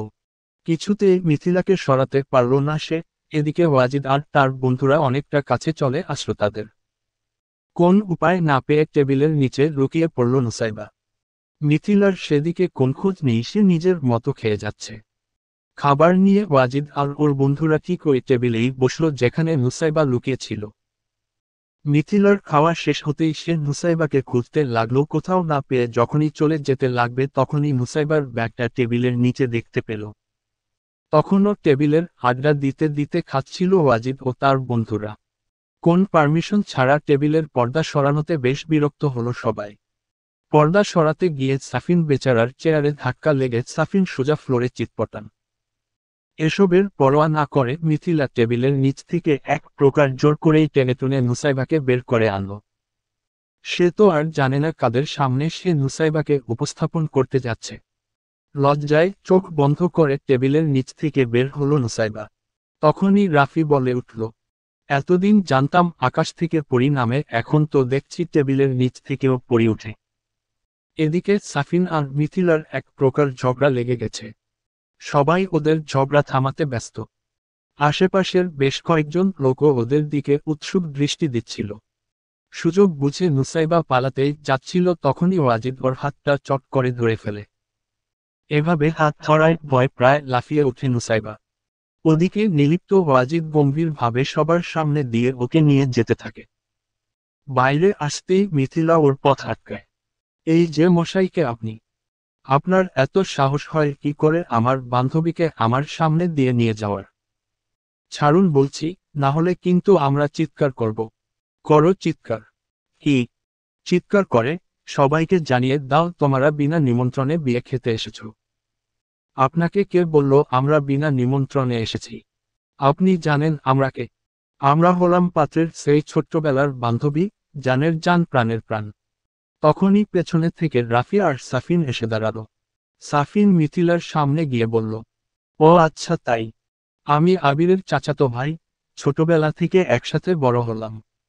আমাদের সাথে এতদিনের বন্ধুত্ব ওর, কই আমরা তো জানলাম না ওর জন খাস বান্ধবী আছে, যারা ওর জানের জান প্রাণের প্রাণ। আপনারা কার কি হন তা জেনে আমরা কি করব? ওমা বরের ছোট্টবেলার বান্ধবী দেখি তার নামও জানে না, সো স্যাড। এবার দাঁত কামড়ে নুসাইবার দিকে তাকালো মিথিলা, হাতে নাতে ধরা পড়ে গেছে তারা। তখনই ওয়াজিদ বলে উঠল, আমি মুসাহাব ওয়াজিদ শাহ, নুসাইবা আমাদের বাড়িতেই থাকে, তাই তাকে রক্ষা করার দায়িত্বও আমার। তোমাকে কোন অসম্মান করব না আমরা, তবে এরপর থেকে আর এসব ছোটলোকি কাণ্ড ঘটানোর চেষ্টা করবে না। আর নুসাইবাকে নিয়ে তো একদমই না। সাফিন তুই ওকে বাড়িতে দিয়ে আয়, রাফি তুই আবিরকে গিয়ে বল আমাদের একটা জরুরি কাজ পড়ে গেছে তাই যেতে হলো। আমি নুসাইবাকে নিয়ে বাড়িতে যাচ্ছি। দিনের বেলার যানবাহন আর ট্রাফিক জ্যাম, রাতের বেলার কৃত্রিম আলোর বাহার যেন ঢাকার মতো ব্যস্ত শহরের এক সাধারণ বৈশিষ্ট্য। আজকেও তার ব্যতিক্রম নয়। প্রায় 1 ঘন্টা ধরে ট্রাফিক জ্যামে আটকে আছে ওয়াজিদ, চোখে মুখে বিরক্তির ভাব স্পষ্ট। তবুও সে গম্ভীর আর চুপচাপ, এ যেন ঝড় আসার পূর্বাভাস। কমিউনিটি সেন্টারের ওই ঘটনার জন্য নুসাইবাকে একবারও কিছু বলেনি ওয়াজিদ। তবে ওয়াজিদ যে তাকে ছাড় দিবে না এই সে ভালো করেই জানে। চুপচাপ গাড়িতে করে বাড়ির পথে চলে আসছিল তারা, ভেবেছিল বাড়িতে গেলে অন্তত 3 দিন আর ওয়াজিদের সামনে আসবে না নুসাইবা। ভীষণ লজ্জিত সে। নুসাইবার মাঝে যেন পালায় পালায় একটা ভাব। তবে এমন ট্রাফিকের মধ্যে কোথায় পালাবে সে? নিরুপায় তাকে ওয়াজিদের চোখের সামনেই বসে থাকতে হলো, চুরি করে হাতে নাতে ধরা পড়া অপরাধীর মতো। 1 ঘন্টা ট্রাফিক জ্যামে আটকে থাকার পর ওয়াজিদ একটু বের হলো বাইরের পরিস্থিতি দেখার জন্য। তখন একজন ট্রাফিক পুলিশ এসে তাকে বলল, সামনে একটা অ্যাক্সিডেন্ট হয়েছে তাই রাস্তা বন্ধ, পেছনের রাস্তা পরিষ্কার করে দেওয়া হয়েছে। আপনি চাইলেই সেখানে দিয়ে বনবিভাগের এরিয়া দিয়ে যেতে পারেন, আজকের জন্য এরিয়াটা খোলা থাকবে। ওকে, ধন্যবাদ আপনাকে।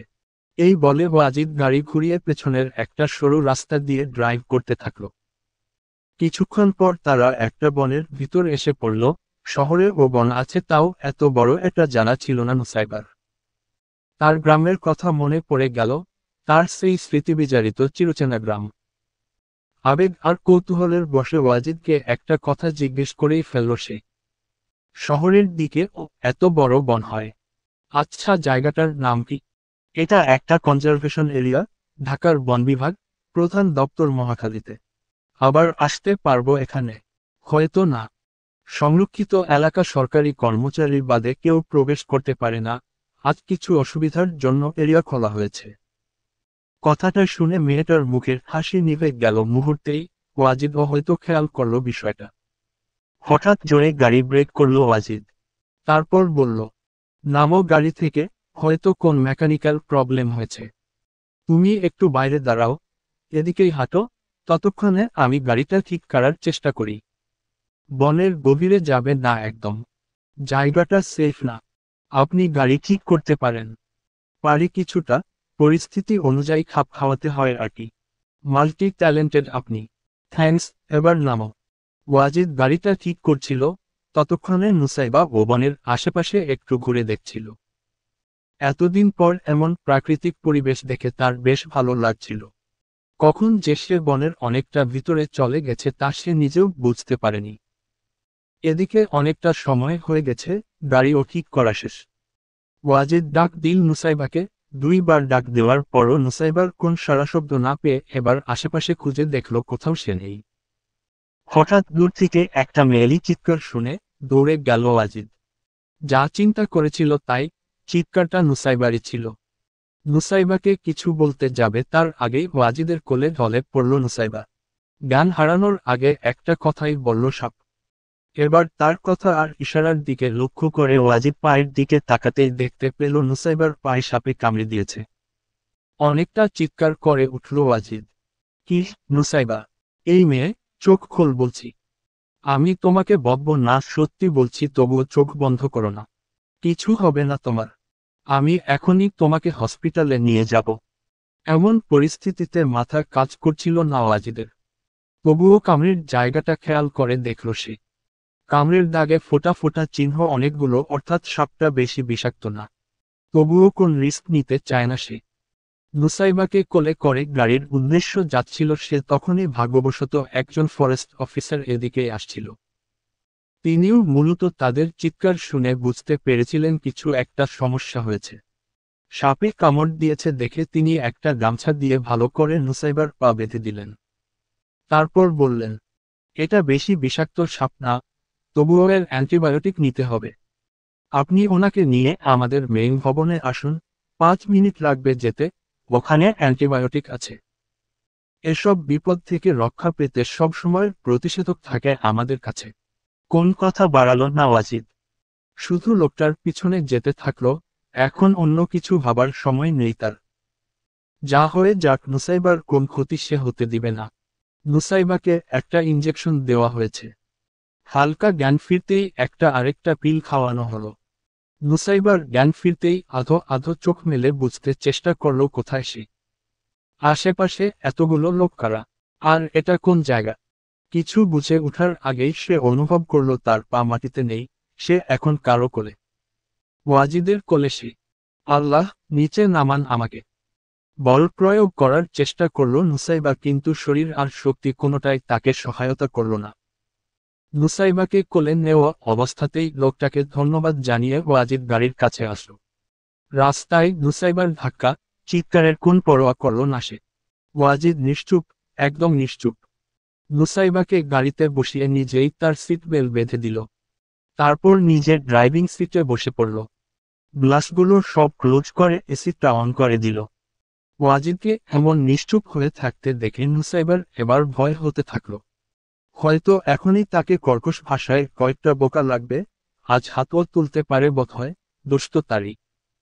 কিন্তু তার ভাবনার সম্পূর্ণ বিপরীত কিছুই ঘটাল। ওয়াজিদ অনেকক্ষণ ধরে কিছু বলছে না দেখে এবার ওয়াজিদের দিকে তাকালো নুসাইবা। তাকিয়ে আঁকড়ে উঠল সে। কমিউনিটি সেন্টার থেকে আসার সময়ও ওয়াজিদের বেশভূষা ছিল বেশ পরিপাটি, এখন একই বেহাল দশা তার। চুলগুলো এলোমেলো, শরীরের বিভিন্ন অংশে কাদা লেগে আছে, চোখে মুখে অস্থির আর অশান্ত একটা ভাব। ওয়াজিদের অবস্থা প্রত্যক্ষ করে নুসাইবা কিছু বলতে যাবে তখনই ওর চোখ পড়ল ওয়াজিদের দিকে। ওয়াজিদ একদৃষ্টিতে তার দিকেই তাকিয়ে আছে। ঘোর লাগা এক মোহনীয় দৃষ্টি। কিছুটা ঘায়েল হলো নুসাইবা। নীরবতা ভেঙে ওয়াজিদ বলে উঠল, সরি।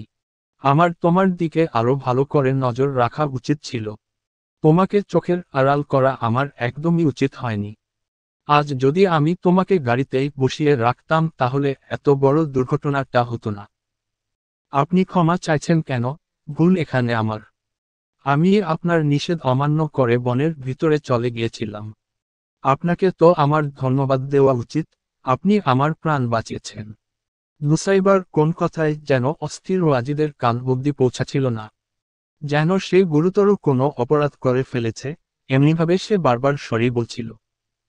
বর্তমানের এই ওয়াজিদ কিছুতেই অ্যারোগান্ট ওয়াজিদ হতে পারে না। ওয়াজিদের নুসাইবার জন্য এতটা ব্যাকুলতা দেখে অজান্তেই দুফোঁটা অশ্রু গড়িয়ে পড়ল নুসাইবার চোখ থেকে। ড্রাইভিং সিট থেকে নুসাইবার দিকে একটু হেলে কান্নারত নুসাইবার চোখের জল আলতোভাবে মুছে দিল ওয়াজিদ। একবার নিজের চোখ দ্বারা পরখ করে নিল কান্নায় ঘোলাটে হয়ে আসা তার প্রভাকন্যার নির্মল মুখটা। ওয়াজিদের চোখে চোখ রেখে নুসাইবা বলে উঠল, আমার জন্য আজ যা করলেন তার নাম কি? এটা কি শুধুই care? Whatever you thinks.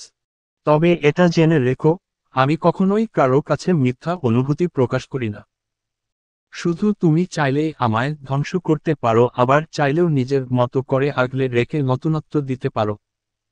I belongs to your world and you are mine. বিকেলের সূর্যের তীর্যকতা যেন প্রকৃতির এক শান্ত ও স্নিগ্ধ রূপ ফুটিয়ে তোলে।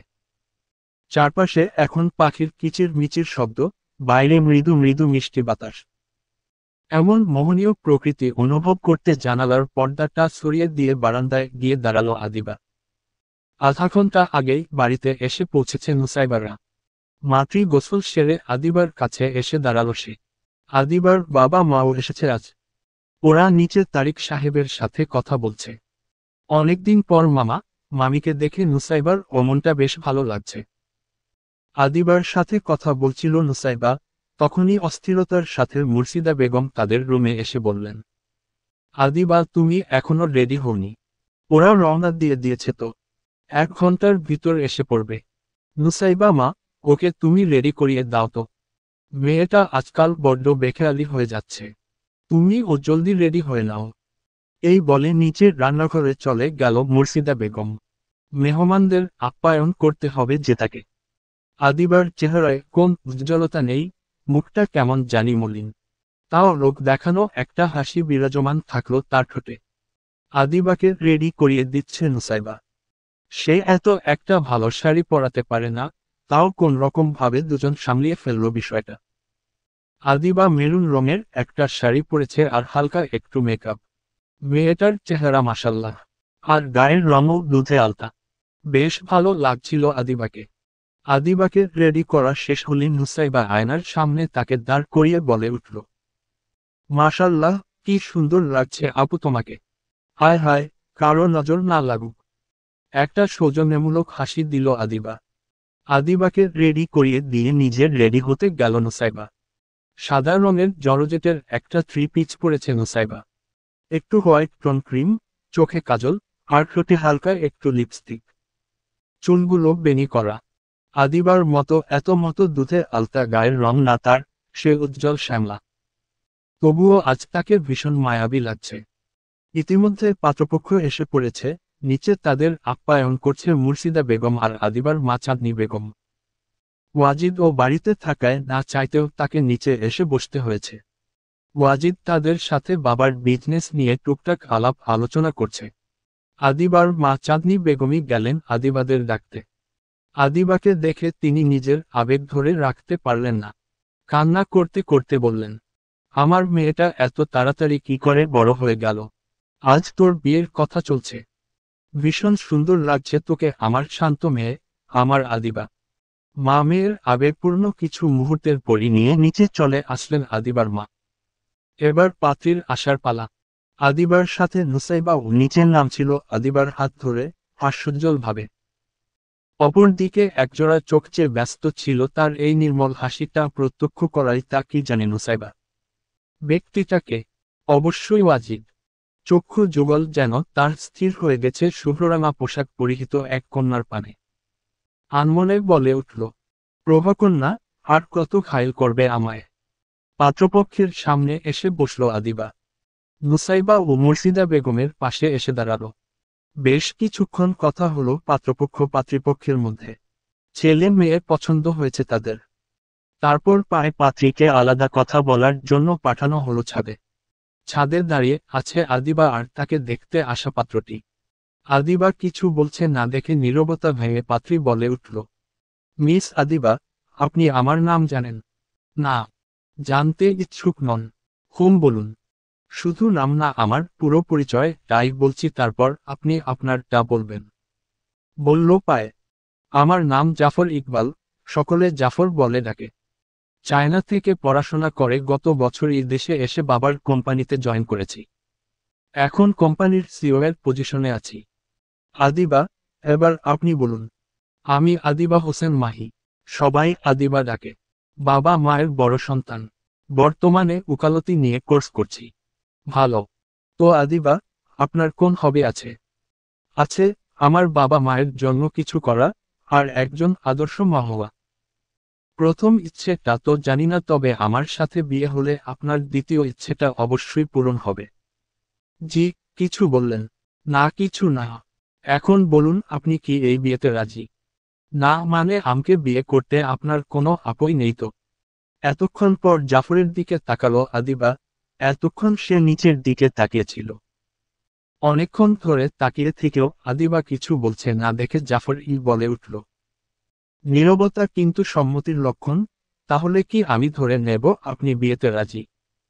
চুপচাপ শুধু মাথা নাড়ালো আদিবা। জাফর আদিবার সম্মতি পেয়ে নিজের উৎফুল্লতার জন্য দেখতেও পেল না কখন যে আদিবার চোখ থেকে দুফোঁটা নোনা জল গড়িয়ে পড়ল। তাহলে নিচে চলুন, সবাই আমাদের জন্য অপেক্ষা করছে।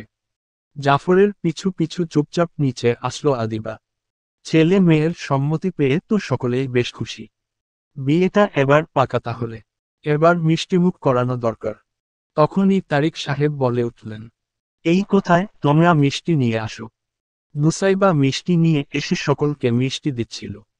একে একে সবাইকে মিষ্টি দেওয়ার পর যখনই ওয়াজিদকে মিষ্টি দিতে যাবে তখনই ওয়াজিদ বলে উঠল, আমি মিষ্টি খাই না। খাবেন নাই তো?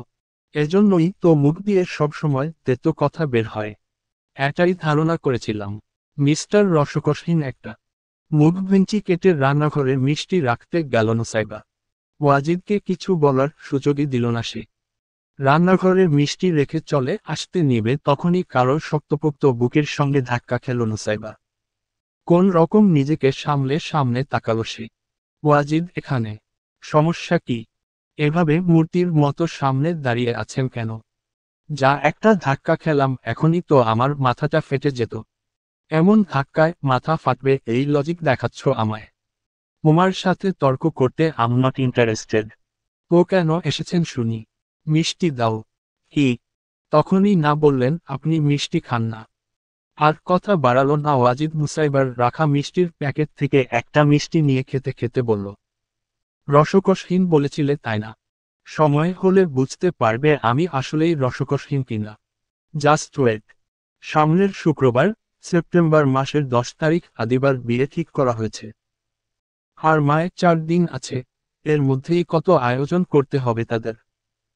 দুই পরিবারের সিদ্ধান্ত অনুযায়ী কমিউনিটি সেন্টারে ছোট করে আয়োজন করা হবে, শুধু সবচেয়ে কাছের কিছু মানুষদের নিয়ে বিয়ে পড়ানো হবে।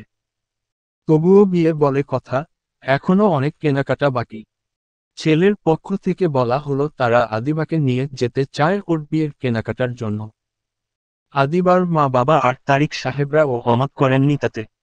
এদিকে বউয়ের কেনাকাটা হলেও বাড়ির মানুষের কেনাকাটা বাকি।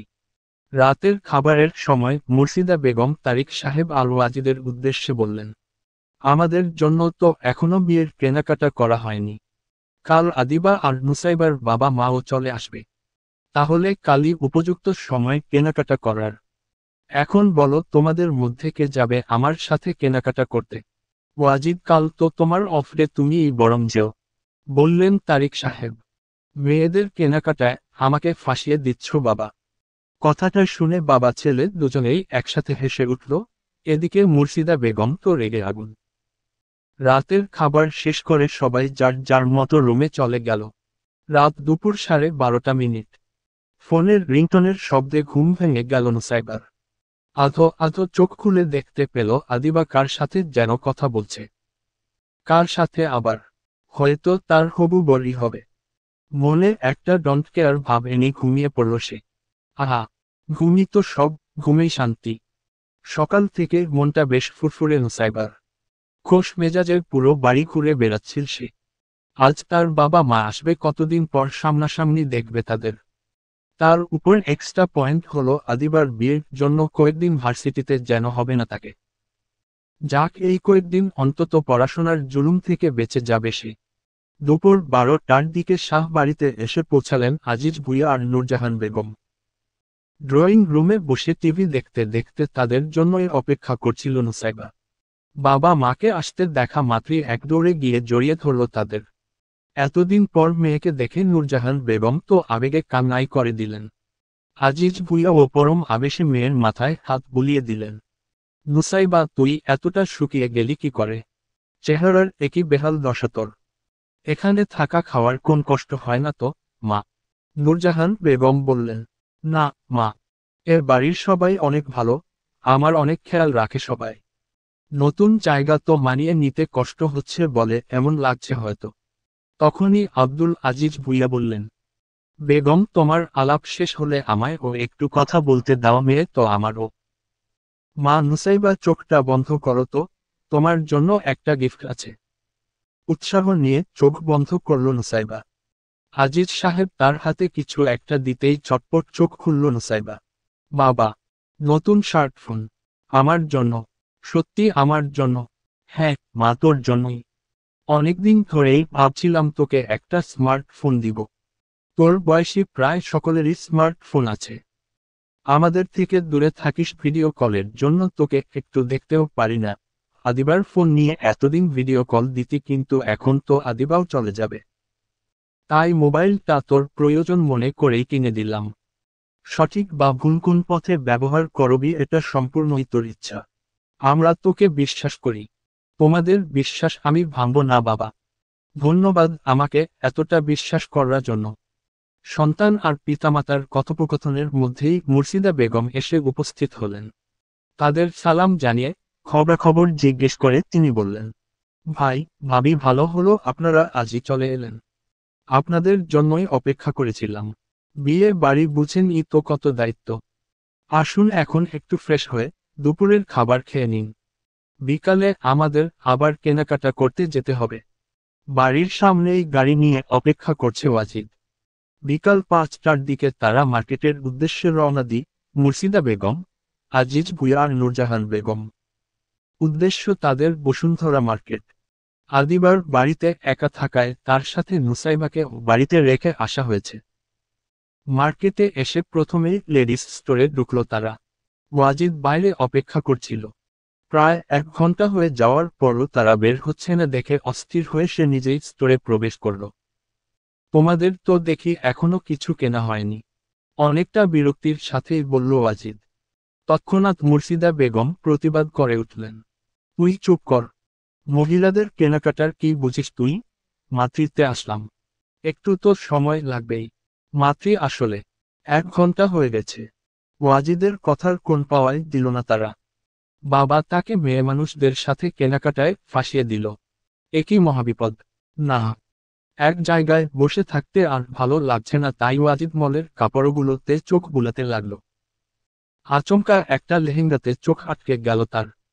কাঁচা হলুদ আর গাঢ় গোলাপির কম্বিনেশনে তৈরি সূক্ষ্ম ধাঁচের কাজ করা, ভীষণ গর্জিয়াস। দেখেই বোঝা যাচ্ছে হলুদের অনুষ্ঠানের জন্য তৈরি ড্রেসটা। তৎক্ষণাৎ স্টোরের স্টাফদের ডেকে ড্রেসটা প্যাক করার জন্য বলে ফেলল। সাথে আরও 2টো শাড়িও নিয়ে নিল সে। ড্রেসগুলো নিয়ে ওয়াজিদ যখন মুর্শিদা বেগমদের কাছে আসলো তিনি জিজ্ঞেস করলেন, এগুলো কার ড্রেস? ওয়াজিদ কালবিলম্ব না করে বলে ফেলল, মা, তুষি আর আদিবার জন্য 2টো শাড়ি নিয়েছিলাম সেম ডিজাইনের। তারপর নুসাইবা বাদ গেলে বিষয়টা খারাপ দেখা যায় এই ভেবে ওর জন্যও একটা লেহেঙ্গা নিয়ে নিলাম। সেম ডিজাইনের শাড়ি ছিল না, না হলে 3 জনের জন্য একরকমই নিতাম। ওয়াজিদের কথায় মুর্শিদা বেগম কোন প্রতিবাদ না করে বরং খুশিই হলেন। তবে আজিজ ভুঁইয়া একটু ইতস্তত বোধ করছিলেন দেখে মুর্শিদা বেগমই বলে উঠলেন, আজিজ ভাই, আদিবা, নুসাইবা আর তুষিকে আমরা মেয়ের মতোই স্নেহ করি। ওয়াজিদ প্রতিষ্ঠার একটা ছেলে এবং যথেষ্ট সামর্থ্যবান। এক্ষেত্রে ওয়াজিদ যদি শখ করে ওদের কিছু কিনে দেয়, ওকে ফিরিয়ে দিবেন না। মুর্শিদা বেগমের কথাগুলো শুনে আজিজ ভুঁইয়া আর কিছু বললেন না। তিনি বুঝতে পারলেন তার মেয়ে সঠিক মানুষদের কাছে আছে। পোশাক কেনাকাটার পর বিয়ের গয়না এবং যাবতীয় জিনিসপত্র ও কেনাকাটা করা হলো। রাত প্রায় 9টার দিকে সকল কেনাকাটা শেষে বাড়ি ফিরল তারা। বাড়িতে এসে দেখল আদিবার বাবা মা এসে গেছে। আদিবার মায়ের এক দূর সম্পর্কের আত্মীয় মারা গেছে, এই জন্য তাদেরকে সেখানে যেতে হয়েছিল। তবে জহিরুল আলম আর চাঁদনি বেগমের আজিজ সাহেবের উপর প্রবল বিশ্বাস, তাই কেনাকাটার বিষয়টা তারা আজিজ সাহেবদের উপরই ছেড়ে দিল। রাতের খাবার আগেই রান্না করে ফ্রিজে রেখে গিয়েছিলেন মুর্শিদা বেগম, তাই এ নিয়ে এখন আর কোন বিড়ম্বনায় পড়তে হলো না তাকে। সবাই খাওয়া দাওয়া করলেও ওয়াজিদ খেতে আসলো না। আজ ভীষণ ক্লান্ত সে। তার যদি শিক্ষা হয়ে থাকে তবে আর জীবনে ও মেয়ে মানুষের সাথে মার্কেটে যাবে না, মনে মনে এই প্রতিজ্ঞা করে একটা লম্বা ঘুম দিল সে। রাত সকাল 11টা বেজে 22 মিনিট। অন্যদিন নুসাইবা আরও আগে ঘুমিয়ে গেলেও আজ এখনো ঘুমায়নি, বিষয়টা খেয়াল করল আদিবা। কি রে নুসাইবা, আজ এখনো ঘুমাসনি কেন? আর এভাবে আমার পিছু পিছু ঘুরছিস কেন? কিছু চাই তোর? আসলে আপু, আমাকে ফেসবুক আর ইনস্টাগ্রাম অ্যাকাউন্ট খুলে দাও না। আজকাল সকলেরই নাকি এসব অ্যাকাউন্ট থাকে। জারিন আর ভার্সিটির কয়েকজনও আমাকে এসবের ব্যাপারে জিজ্ঞেস করছিল। আমি ও সোশ্যাল মিডিয়াতে তাদের সাথে যুক্ত হতে চাই। সোশ্যাল মিডিয়া কিন্তু এতটাও ভালো না নুসাইবা। আরে আপু, কিছু হবে না, তুমি অ্যাকাউন্ট খুলে দাও প্লিজ। নুসাইবার এত জোরাজোরিতে এক প্রকার বাধ্য হয়ে তাকে অ্যাকাউন্ট খুলে দিল আদিবা। নতুন অ্যাকাউন্ট পেয়ে প্রথমেই জারিনকে ফেসবুকে অ্যাড করে মেসেজ দিল নুসাইবা। বেশ কিছুক্ষণ কথাও হলো তাদের। তারপর বেছে বেছে আরও কিছু রিলেটিভ এবং ভার্সিটির কয়েকজনকে অ্যাড করে নিল নুসাইবা। বেশ রাত হয়ে গেছে, তাও ফেসবুক স্ক্রোল করে যাচ্ছে সে। তখনই ফ্রেন্ড সাজেশনে আরও কয়েকটা অ্যাকাউন্ট আসলো। তার মধ্য থেকে একটা অ্যাকাউন্ট দেখে ভয়ে বুকে কয়েকটা ফু দিল নুসাইবা। এটা তো মিস্টার ওয়াজিদের অ্যাকাউন্ট, একে তো আমি কিছুতেই অ্যাড করব না। এটা বলার পরও ও কিছুটা কৌতূহল নিয়ে আইডি স্টক করতে শুরু করল সে। ওয়াজিদের আইডিটা পাবলিক করা বিধায় নুসাইবার কোন সমস্যা হলো না স্টক করতে। আইডিতে বেশিরভাগ ছবি সামুদ্রিক অঞ্চলে, যা থেকে সহজেই অনুমান করা যায় ওয়াজিদ সমুদ্র এবং ভ্রমণ বেশ পছন্দ করে। আরও কয়েকটা ছবি বন্ধুদের সাথে। তার মধ্যে একটা ছবিতে চোখ আটকে গেল নুসাইবার। ওয়াজিদের একটা হাস্যোজ্জ্বল ছবি। বাহ, উনি হাসতেও পারেন। আই এম তো অবাক। ছবিটিতে প্রায় 2000 রিয়াকশন এবং 800 কমেন্ট। বেশিরভাগ মেয়েরা কমেন্ট করেছে। কী লোক রে বাবা, আইডিতে গুনে গুনে 10টা মেয়েও নেই, অথচ রিয়াকশন আর কমেন্ট বক্সে মেয়ে ছাড়া কিছুই নেই। উনি আইডি প্রাইভেট করলেই তো পারে, তা করবে কেন? নিজের এই সুন্দর চেহারাটা মেয়েদের দেখাতে হবে না? ধুর, আমি এসব ভাবছি কেন? এটা বলেই নুসাইবা ওয়াজিদের আইডি থেকে বের হতে যাবে, তখনই হাতের টাচ লেগে ফ্রেন্ড রিকোয়েস্ট চলে গেল।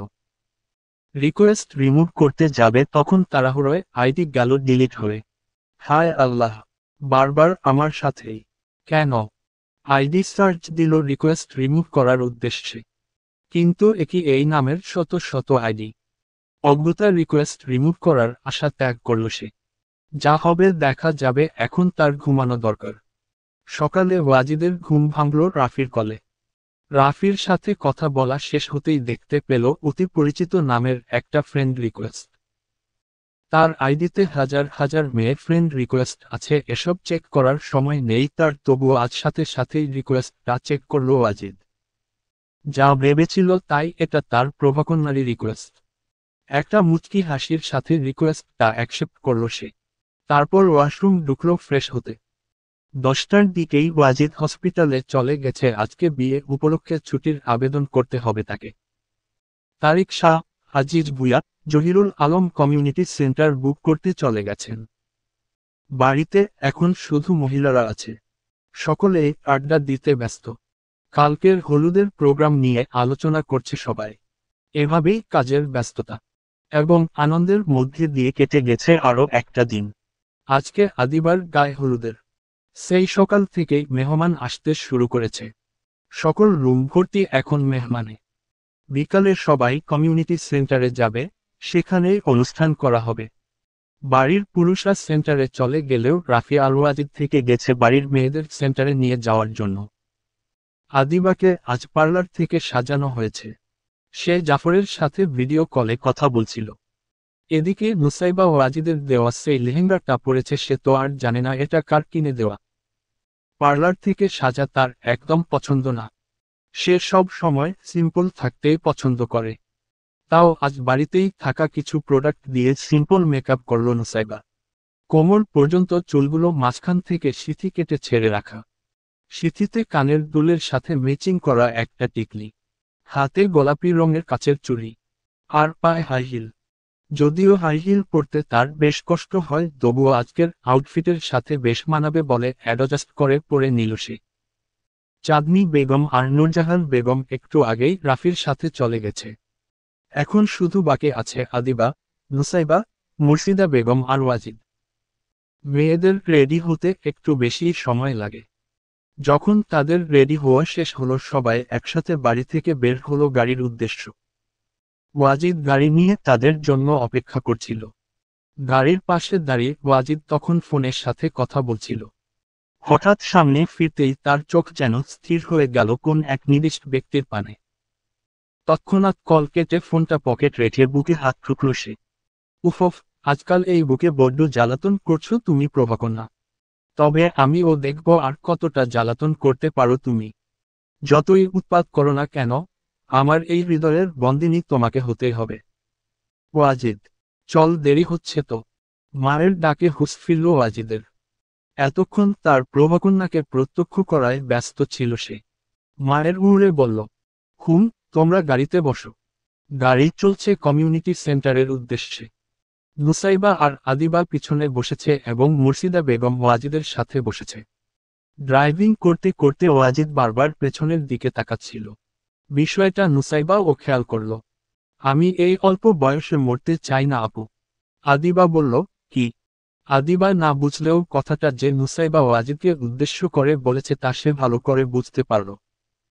একটা তীক্ষ্ণ হাসি দিয়ে ড্রাইভিংয়ে মনোযোগ দিল সে। 20 মিনিট পরই তারা কমিউনিটি সেন্টারে এসে পৌঁছাল। সকলে এক এক করে গাড়ি থেকে নেমে গেল। হাই হিলের জন্য নুসাইবার বেশ কষ্ট হচ্ছিল নামতে। আদিবাকে নামতে মুর্শিদা বেগমই সাহায্য করলেন। আদিবাকে নিয়ে তিনি সামনে এগিয়ে যেতে থাকলেন। এদিকে গাড়ির কর্নারে নুসাইবার দোপাট্টা আটকে যাওয়ায় বেচারি পড়ল মহাবিপদে। কোন রকম দোপাট্টা ছুটিয়ে নামতে নিবে তখনই পায়ে খেল একটা মোচড়। অমাগো! ওয়াজিদ যেতেই নিচ্ছিল তখনই নুসাইবার চিৎকার শুনে ছুটে আসল সে। পায়ে মোচড় খেয়ে মাটিতে বসে পড়েছে সে। আলতো পায়ে ওয়াজিদ নুসাইবার পা থেকে জুতাটা খুলে নিল। পায়ে হাত দেওয়ায় বেশ ইতস্তত বোধ করছিল নুসাইবা। তখনই ওয়াজিদ বলল, আমি তো শুনেছিলাম কারো অল্প বয়সে মরার কোন শখ নেই, কিন্তু এটা জানতাম না যে তার অল্প বয়সে পঙ্গু হওয়ার ইচ্ছে আছে। আপনি আমাকে টোন করে কথা বলছেন কেন? পা ছাড়ুন, আপনার সাহায্য লাগবে না আমার। হাই হিল সামলাতে না পারলে পরো কেন? বলতে বলতেই নুসাইবার পায়ে আচমকা একটা মোচড় দিল সে। আঁতকে উঠল সে, কিন্তু পরক্ষণে অনুভব করল তার পা ঠিক হয়ে গেছে। এবার ওয়াজিদকে ধাক্কা দিয়ে সেন্টারের ভেতর দিকে চলে গেল নুসাইবা। আরে, ধন্যবাদ তো দিয়ে যাও। এই বলে নুসাইবার পেছনে পেছনে যেতে লাগলো ওয়াজিদ। সন্ধ্যা 7টার দিকেই হলুদের প্রোগ্রাম শুরু হওয়ার কথা। ইতিমধ্যে মেহমানদের প্রায় সবাই সেন্টারে চলে এসেছে। এতদিন পর নিজের কাছের মানুষদের দেখে বেশ ভালো লাগছিল নুসাইবার। নুসাইবার নানা বেঁচে নেই, তবে নানু আছে। নানুজান ভীষণ ভালোবাসে নুসাইবাকে, বংশের সবচেয়ে ছোট সন্তান যে সে। এতদিন পর নানুকে দেখে বেশ আবেগপ্রবণ হয়ে পড়েছিল নুসাইবা। নানুজান আসার পর থেকে তার সাথে একেবারে আঠার মতো লেগে আছে নুসাইবা, পাশ থেকে একদমই সরতে চাইছে না যেন। এদিকে আদিবা স্টেজে বসে আছে। সাথে ওর বান্ধবী আর কাজিনরা থাকলেও বারবার সে নুসাইবাকে খবর পাঠাচ্ছে স্টেজে যাওয়ার জন্য। আর কোন উপায় না পেয়ে স্টেজে যেতে হলো তাকে। সময় কম থাকায় হলুদ আর মেহেদির প্রোগ্রাম একসাথেই করা হচ্ছে। প্রথমে হলুদের প্রোগ্রাম, তারপর লেট নাইটে মেহেদির প্রোগ্রাম করা হবে। 8:30টার দিকে হলুদের প্রোগ্রাম শুরু হলো। প্রথমে জহিরুল আলম এবং চাঁদনি বেগম মেয়ের গায়ে হলুদ দিয়ে শুরু করলেন অনুষ্ঠান। তারপর একে একে সবাই আদিবাকে হলুদ দিতে লাগলো। বড়দের পালা শেষ, এবার ছোটদের পালা এলো।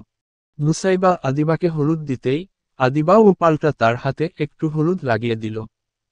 আপু, হলুদের অনুষ্ঠান তোমার আমার না। আর হলুদ দিলেই যেহেতু গালে দিতে হাতে কেন দিলে? তুই আমার কাছে স্পেশাল, তাই তোকে স্পেশাল ভাবে ট্রিট করলাম। আদিবার উড়ে গাল ফুলিয়ে হলুদ পরিষ্কার করতে করতে স্টেজের এক সাইডে চলে গেল নুসাইবা। আদিবার রাগটা টিস্যু আর হাতের উপর ঝাড়ছিল নুসাইবা। তখনই পেছনে থেকে কেউ তার দোপাট্টা ধরে টান দিতে, আর নিজের রাগটা ধরে রাখতে পারল না সে। চেঁচিয়ে বলে উঠল, খচ্চরের বাচ্চা, ইবলিশের চেলা, মেয়েদের ওড়না ধরে টান দেওয়ার খুব শখ তাই না? হাত ভেঙে গলায় ঝুলিয়ে দিব বলে দিলাম। পরে কামড়াকামড়ি করা নুসাইবা। এখনো দেখি গুন্ডামি ভাবটা আছে। ভয় পেলাম তো। কুল, আপনি আদিবা আপুর ফুফাতো ভাই কবির না? সবার জন্য কবির হলেও তোমার জন্য কবু বেবি। এই বলে নুসাইবাকে একটা চোখ মারল কবির। চোখের আর মুখের ডাক্তার দেখান বলছি, না হলে ডাক্তারির কোর্স ছাড়া আপনার অপারেশন করে ইন্না লিল্লাহ করে দিব একদম। নুসাইবার কথা শুনে রীতিমতো কাশি উঠে গেল কবিরের। কাশি থামিয়ে সে বলে উঠল, আরে খেপে যাচ্ছ কেন সোনা? শুনলাম তোমার নাকি বিয়ে ভেঙে গেছে। বিষয়টা খুবই দুঃখজনক। আমি আবার মানুষের দুঃখ দেখতে পারি না একদম। এখন আমি মালয়েশিয়ার প্রবাসী। বয়স তো হয়েছে। তোমার মতোই একটা মেয়ে খুঁজছিলাম, বিয়ে করে মালয়েশিয়াতে নিয়ে যাব বলে। আর তুই যাবি এখান থেকে নাকি আমি তোর দাঁত ভেঙে দিব? পরে বিয়েতে এসেও গোশত খেতে না পারায় ওমাগো নুসাইবা আমার দাঁত ভেঙে দিয়েছে বলে কান্না করবি। ডাফার একটা, কি ভয়ঙ্কর মেয়ে রে বাবা! বলতে বলতে সেখানে থেকে দ্রুত কেটে পড়ল কবির। মেজাজটা এখনো বিগড়ে আছে নুসাইবার। তখনই আদিবার একজন বান্ধবী এসে তাকে টেনে নিয়ে গেল স্টেজে নাচার জন্য। আরে আপু, আমি নাচতে পারি না তো, এবারের মতো ছেড়ে দাও। ধুর, কিছু হবে না, আসো তো। কিছুটা জোর করেই স্টেজে নিয়ে দাঁড় করিয়ে দিল নুসাইবাকে। সাথে আদিবার ফুফাতো বোন কবিতা এবং আদিবার 3-4 জন বান্ধবীও আছে। ওদের স্টেজে যাওয়ার সাথে সাথে চারপাশের লাইট অফ করিয়ে দেওয়া হলো, শুধু স্টেজে কালারফুল ফোকাস লাইট জ্বলছে। ব্যাকগ্রাউন্ডে একটা গান বেজে উঠল। এতগুলো মানুষ আছে দেখে নুসাইবাও এবার একটু নর্মাল হলো, তাদের সাথে তালে তাল মিলিয়ে নাচতে থাকলো গানটাতে। প্যাংখ্যাট PX সাইয়ান মারুড বায়ান, and everybody blames it on Radha. চের হাই হুমকা দায়ান, বেয়ারিকান হায়া, and everybody blames it on Radha. আউগা উহ লাখুন দিল কাচর, হুমকা টুক লেজ উহ, হা হায় আইজ বাওলা জোক একটা যায়। এতটুকু নাচতেই এবার কাপলদের পার্ট চলে আসলো। যার যার আগে থেকে সেট করা পার্টনার চলে আসলো। নুসাইবার তো কোন প্রিপারেশন ছিল না, সে পড়ল মহাবিপদে। স্টেজ থেকে নামতেই নিচ্ছিল তখনই রাফি চলে আসলো নুসাইবার পার্টনার হিসেবে। ও রাধা তেরি চানরি, ও রাধা তেরা চালা, ও রাধা তেরি নাকখাত নাজরিয়া, ও রাধা তেরা ঝুমকা, ও রাধা তেরা থুমকা, ও পিচ পিচ শাড়ি নবরিয়া। Radha on the dance floor, Radha likes to party, Radha likes to move that Radha body. Dance শেষ হতেই এবার রাফি বাকিদের নামতে ইশারা করে নিজের নুসাইবার সাথে একটা ডান্সের রিকোয়েস্ট করল। রাফি ছেলেটা ফানি টাইপের, নাচের সময় নুসাইবাকে একবার ও টাচ করেনি সে, তাই নুসাইবা ও আর অমত করল না। রাফির সাথে বেশ কমফোর্টেবল ফিল করছে সে। তবে রাফি কি আর জানে আজ তার জন্য কি অপেক্ষা করছে। কেই যে অগ্নি দৃষ্টি নিক্ষেপ করে তাকে ভস্ম করার মনোবাসনা নিয়ে বসে আছে তা তো রাফির অজানা। আবার একটা গান বেজে উঠল। বলছি তোমার দিব্যি গেলে, আমি বড় শান্ত ছেলে, দেখছি তোমায় সুযোগ পেলে, শুনে বুঝি বিষম খেলে, পড়ে গেছি ইস্কেতে, আছি বড় রিস্কেতে, খালি পিলি মিস করে যাই, একটু যদি মিশত সে, রাগারাগি কম করে, মনটা নরম করে, হলেও যদি বলতো আমায় সে, আসো না কেন বাসো না, ভালো লাগে না যে আমার, ক্ষতি কি বলো করেছি? ফলো তোমাকে দু একবার। নাচ শেষ করে স্টেজ থেকে নেমে যে যার যার মতো চলে গেল। নুসাইবা গেল পানি খাওয়ার জন্য, আর রাফি গেল ওয়াজিদদের কাছে। বেচারা নিজেই বলির পাঠা হতে জল্লাদের কাছে চলে গেল। ওয়াজিদের কাছে আসছিল তখনই আরাফ আর সাফিন ওকে ইশারায় না করছিল। বেচারা ইশারাটাও বুঝল না। আজ তাকে তেল ছাড়া ফ্রাই করবে ওয়াজিদ। কি রে তোরা স্টেজের দিকে গেলি না কেন? জানিস এখনই কি সুন্দর সুন্দর পরীরা নাচ করছিল। ওয়াজিদ, ভাই তোদের নুসাইবা ও তো বেশ ভালো নাচে রে। মেয়েটা সুইট আছে। বেচারির কোন পার্টনার ছিল না আর আমি ও তো সিঙ্গেল, তাই কাপল হয়ে গেলাম, মানে নাচের সময় আর কি। তবে তোর সম্মতি পেলে রিয়েল লাইফে ও সারা জীবনের জন্য আমরা কাপল হয়ে যেতে পারি। কি বলিস তুই? বলি ওয়াজিদকে চোখ মারল সে। এতক্ষণ ধরে চুপচাপ রাফির কথা শুনছিল ওয়াজিদ। এবার ক্রোধে ফেটে পড়ল অনায়াসে। হাতে থাকা কাচের গ্লাসটা সজোরে ভেঙে ফেলল। আক্রোশের সাথে রাফির পাঞ্জাবির কলার চেপে ধরে বলে উঠল, তোর সাহস হয় কি করে নুসাইবার সাথে সংসার করার স্বপ্ন দেখার? এতদিন তোর এসব মজা ভেবে ছেড়ে দিলেও আজ তোকে আমি কিছুতেই ছাড়ব না। নাচের সময় তুই নুসাইবার হাত ধরেছিলি তাই না, এই হাত আমি রাখব না। এই বলে রাফির হাতটা সজোরে মুচড়ে ধরল সে। ব্যথায় আটকে উঠল রাফি। পরিস্থিতি ভয়ঙ্কর দিকে যাওয়ার আগে আরাফ আর সাফিন এসে থামালো ওয়াজিদকে। আরে ভাই, সমস্যা কি তোর? একটা মেয়ের জন্য তুই তোর 12 বছরের বন্ধুকে মারতে যাচ্ছিস। সমস্যা কি আগে সেটা তো বলবি। আরাফ বলল। পাশ থেকে সাফিন বলে উঠল, আরে রাফি, তুই এতদিন ধরে ওয়াজিদের সাথে থেকেও বুঝতে পারিসনি ওয়াজিদ নুসাইবাকে পছন্দ করে। তুই কেন ওর ভালোবাসায় নাক গলাতে গেলি আগে বল। আমি কি করে বুঝবো ওয়াজিদ নুসাইবাকে ভালোবাসে? সে কি কোনোদিন বলেছে এটা আমাদের? তখনই ওয়াজিদ বড় বড় শ্বাস নিতে নিতে বলল, সবসময় মুখে কয়েকটা শব্দ বলার মাধ্যমে ভালোবাসা প্রকাশ পায় না। ভালোবাসা আচরণে বুঝে নিতে হয়। ভালোবাসা প্রকাশ পায় আচরণে। আমি নিজেও জানি না আমি নুসাইবার জন্য কি ফিল করি। তবে আমি ওকে অন্য কারো সাথে একদম সহ্য করতে পারি না, সংসার করতে দেখা তো দূরের কথা। নুসাইবার প্রতি আমার এই বেপরোয়া আচরণের নাম যদি ভালোবাসা হয় তবে হ্যাঁ, আমি নুসাইবাকে ভালোবাসি। এটা বলে হন্তদন্ত পায়ে স্থান ত্যাগ করল সে। এদিকে নিশ্চিন্ত মনে খাবার খাচ্ছিল নুসাইবা। বিরিয়ানি আর ফালুদা খাচ্ছে সে। তখনই আচমকা শক্তপোক্ত একটা হাত এসে তাকে টেনে নিয়ে যেতে থাকলো। মুখে খাবার থাকায় কিছু বলতেও পারছিল না নুসাইবা। সেন্টারের নিচতলাটা প্রায় ফাঁকা। সেখানে ডেকোরেশনের বিভিন্ন জিনিস রাখা। এখানে এলেই সজোরে দেয়ালের সাথে নুসাইবাকে আটকে ধরল ওয়াজিদ। আরে সমস্যা কি আপনার? কোন সাহসে আমাকে এভাবে নিয়ে এসেছেন? আমার সাহসের কথা বলছো? এটা বলো, তুমি কোন সাহসে স্টেজে নাচতে গিয়েছিলে, তাও আবার একজন পর পুরুষের সাথে? আমি নাচব কি না, কার সাথে নাচব এটা সম্পূর্ণ আমার ব্যাপার। আর যদি বলেন পর পুরুষের কথা তবে আপনি ও আমার জন্য পর পুরুষ।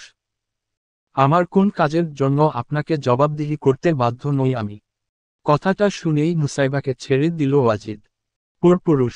হ্যাঁ, ঠিকই তো বলেছ। তবে মনে রেখো, একদিন এই পরপুরুষের কাছেই সবকিছুর জন্য জবাব দিতে বাধ্য থাকবে তুমি। তোমার উপর সবচেয়ে বেশি অধিকার থাকবে এই পরপুরুষের। আর সেই দিনটা আসতে খুব বেশি দেরি নেই। Mind it. যাও। কোন রকম কথা না বাড়িয়ে চলে আসলো নুসাইবা।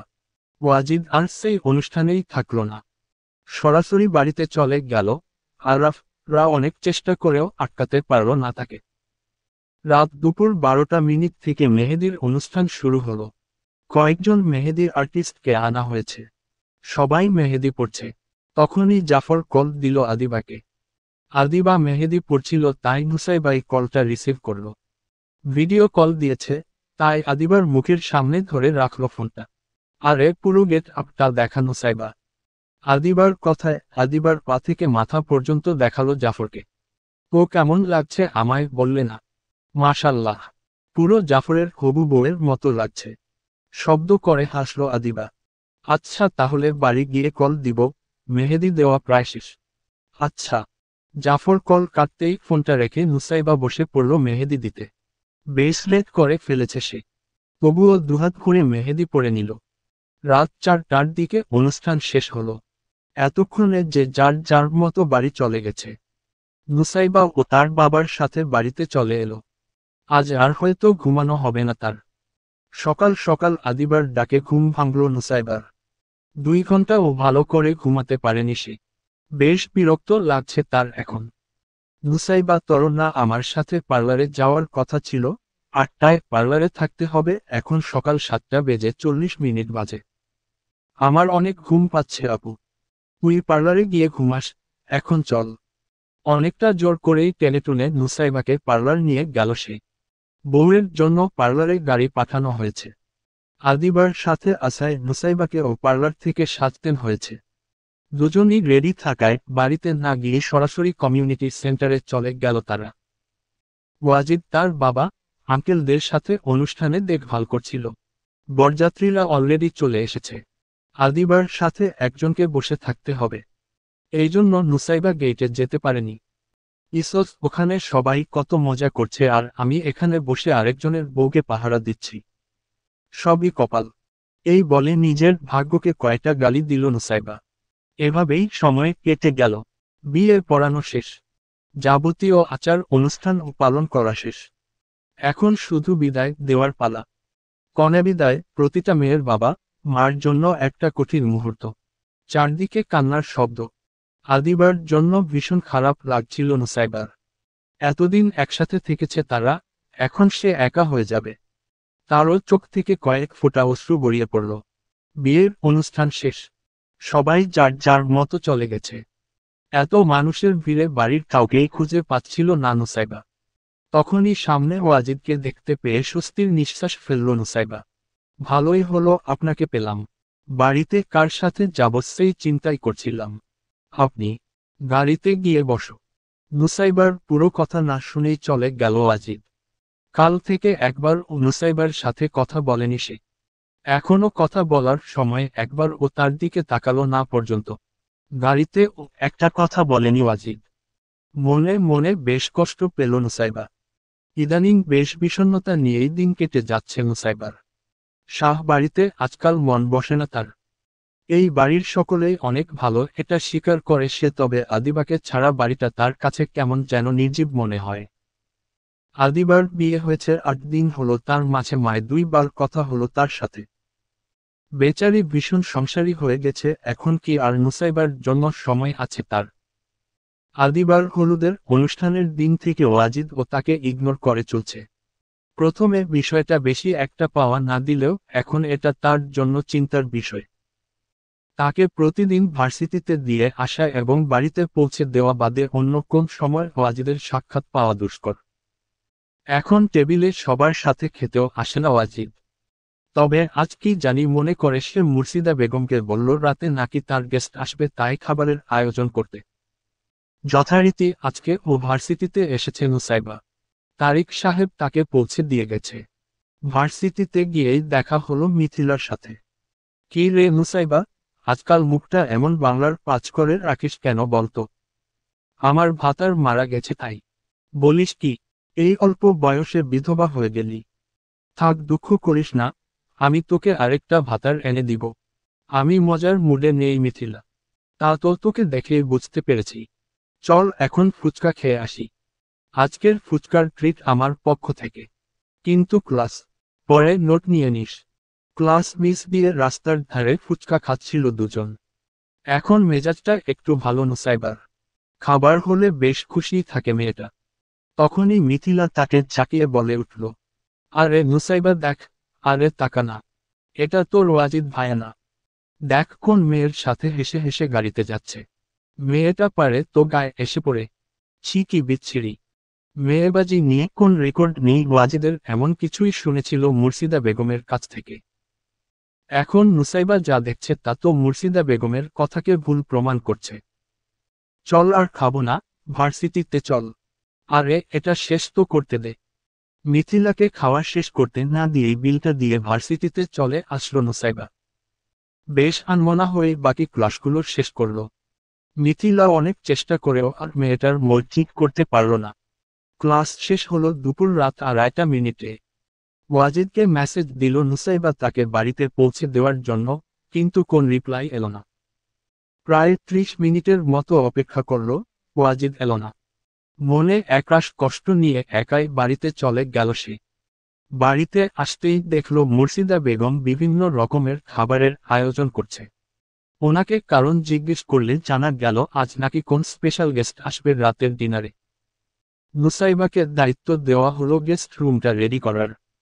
আগ্রহহীনভাবে নুসাইবা শুধু ওনার আদেশ পালন করেই গেল। রাত 8টার দিকে ওয়াজিদ বাসায় এলোর সাথে একটা মেয়ে। লম্বা, স্মার্ট, ওয়েস্টার্ন পোশাক পরিহিত। দেখেই বোঝা যাচ্ছে বিউটি পার্লারের রেগুলার কাস্টমার সে। চুলগুলো ঘাড় পর্যন্ত, ব্রাউন কালারের। হাই হিল পরে বেশ নর্মাল ভাবেই হাঁটছে, বোঝা গেল বেশ পারদর্শী সে। তারিক শাহ আর মুর্শিদা বেগমের সাথে আগে থেকে পরিচিত হয়তো। তারিক সাহেবই প্রথমে বললেন, এলিন, কেমন আছো? Good uncle. আপনারা কেমন আছেন? ভালো। মুর্শিদা আন্টি, আপনার সাথে এটাকে? নুসাইবা, আমাদের বাড়িতে থেকে পড়াশোনা করে। বেশ ভালো মেয়ে। তুমি তো লন্ডন ছিলে, দেশে কবে আসলে? এই তো 2 দিন হলো দেশে আসলাম। নুসাইবা লক্ষ্য করল পুরোটা সময় সে ওয়াজিদের হাত ধরেছিল, এই বিষয়ে কেউ যেন কিছু মনেই করেনি, ওয়াজিদও স্বাভাবিক। তবে বিষয়টা নুসাইবার কাছে বেশ দৃষ্টিকটু লাগল। রাতের খাবারের আগে নুসাইবাকে দায়িত্ব দেওয়া হলো এলিনকে গেস্ট রুমটা দেখিয়ে দেওয়ার জন্য, যাতে সে একটু রেস্ট নিতে পারে। দায়িত্ব মোতাবেক না চাইতেও এলিনকে রুমের দিকে নিয়ে যাচ্ছিল নুসাইবা। এলিন মেয়েটা বেশ বাচাল টাইপের, তখন থেকে ননস্টপ বকবক করে যাচ্ছে। বেশ বিরক্ত লাগলো নুসাইবার। এলিন যা জিজ্ঞেস করছিল শুধু তার উত্তর দিচ্ছিল নুসাইবা। তবে এবার কেন জানি এলিনের পরিচয় জানার ইচ্ছে হলো তার।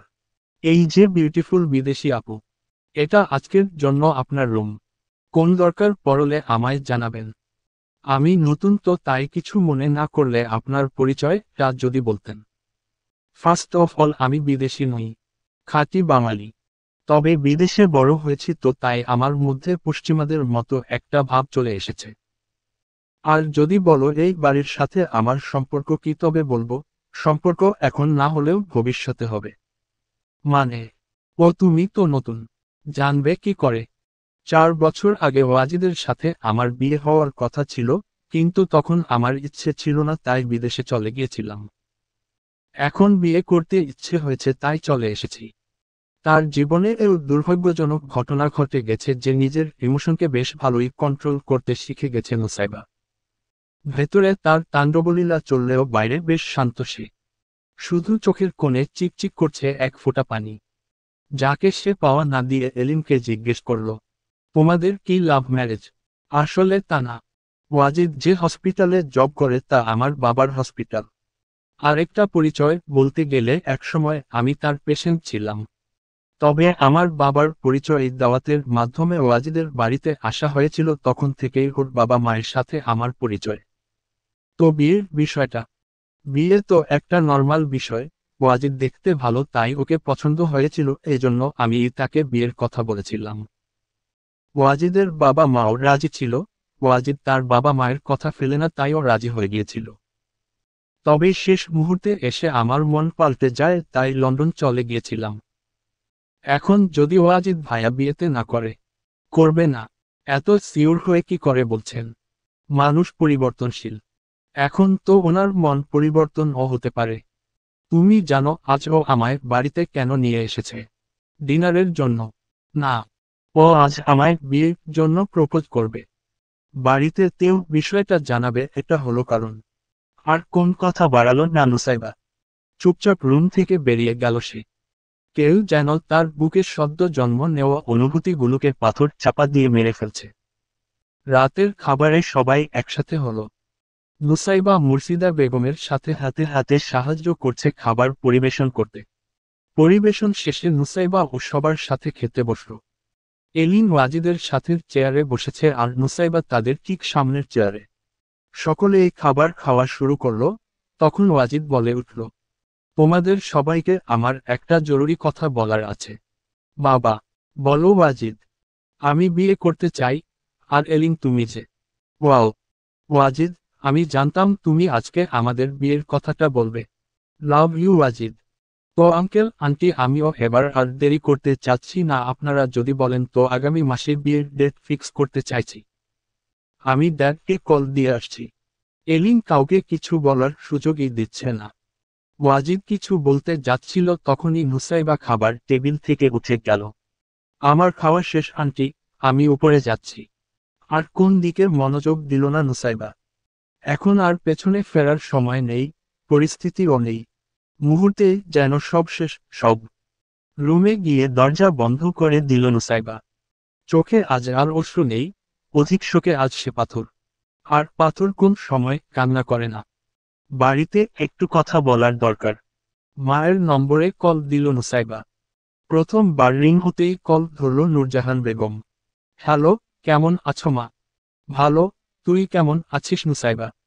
তোর গলাটা এমন শোনা যাচ্ছে কেন, ঠিক আছিস তুই? মায়েরা হয়তো এমনই হয়। সন্তানের বিষয়গুলো অন্য কেউ না বুঝলেও তারা ঠিকই বুঝে। কিছু হয়নি মা। বাবা কোথায়? তোর বাবা তো আকিবদের বাড়িতে গেছে, পরশু আসবে। তুমি বাড়িতে একা? না, তোর ছোট খালা আছে। আসলে মা, 2 মাস হতে চলল এখানে এসেছি, একবার ও বাড়িতে যায়নি। আর 24 তারিখে জারিনের বিয়ে, তাই কাল বাড়িতে আসতে চাইছিলাম। তুই একা আসবি কি করে? পরশু তোর বাবা আসলে উনি তোকে নিয়ে আসবেন কেমন? মা, আমি যথেষ্ট বড় হয়েছি। একা চলাটা আমায় শিখতে হবে। আর বাড়ির রাস্তাও চিনি আমি। এখন তো ফোনও আছে আমার, আমি লোকেশন দেখে যেতে পারবো। কিন্তু, আর কোন কিন্তু না? তুমি চিন্তা করো না, আমি আসতে পারবো। আচ্ছা। মায়ের সাথে আরো কিছুক্ষণ কথা বলে কল রাখলো নুসাইবা। তারপর নিজের ব্যাগ গোছাতে লাগলো। কাল সকাল সকালই গ্রামে চলে যাবে সে।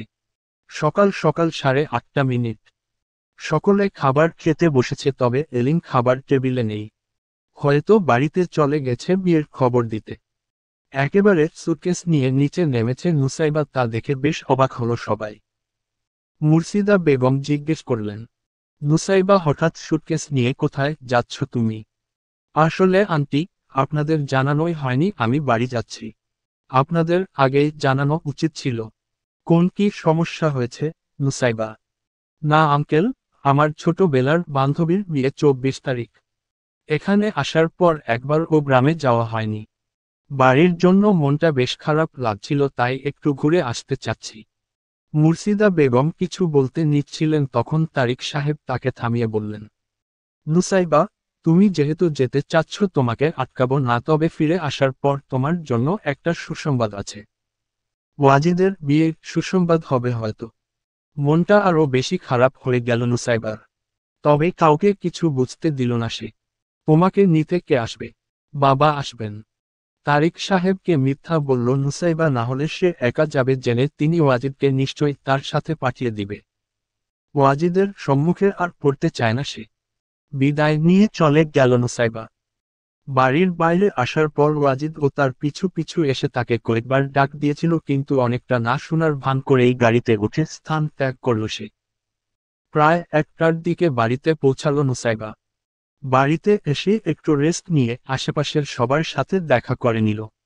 নুসাইবা এসেছে জেনে অনেকে এলো তার সাথে দেখা করতে। গ্রামের মানুষরা এমনই। তাদের মধ্যে সামাজিকতার মাত্রা অনেক বেশি।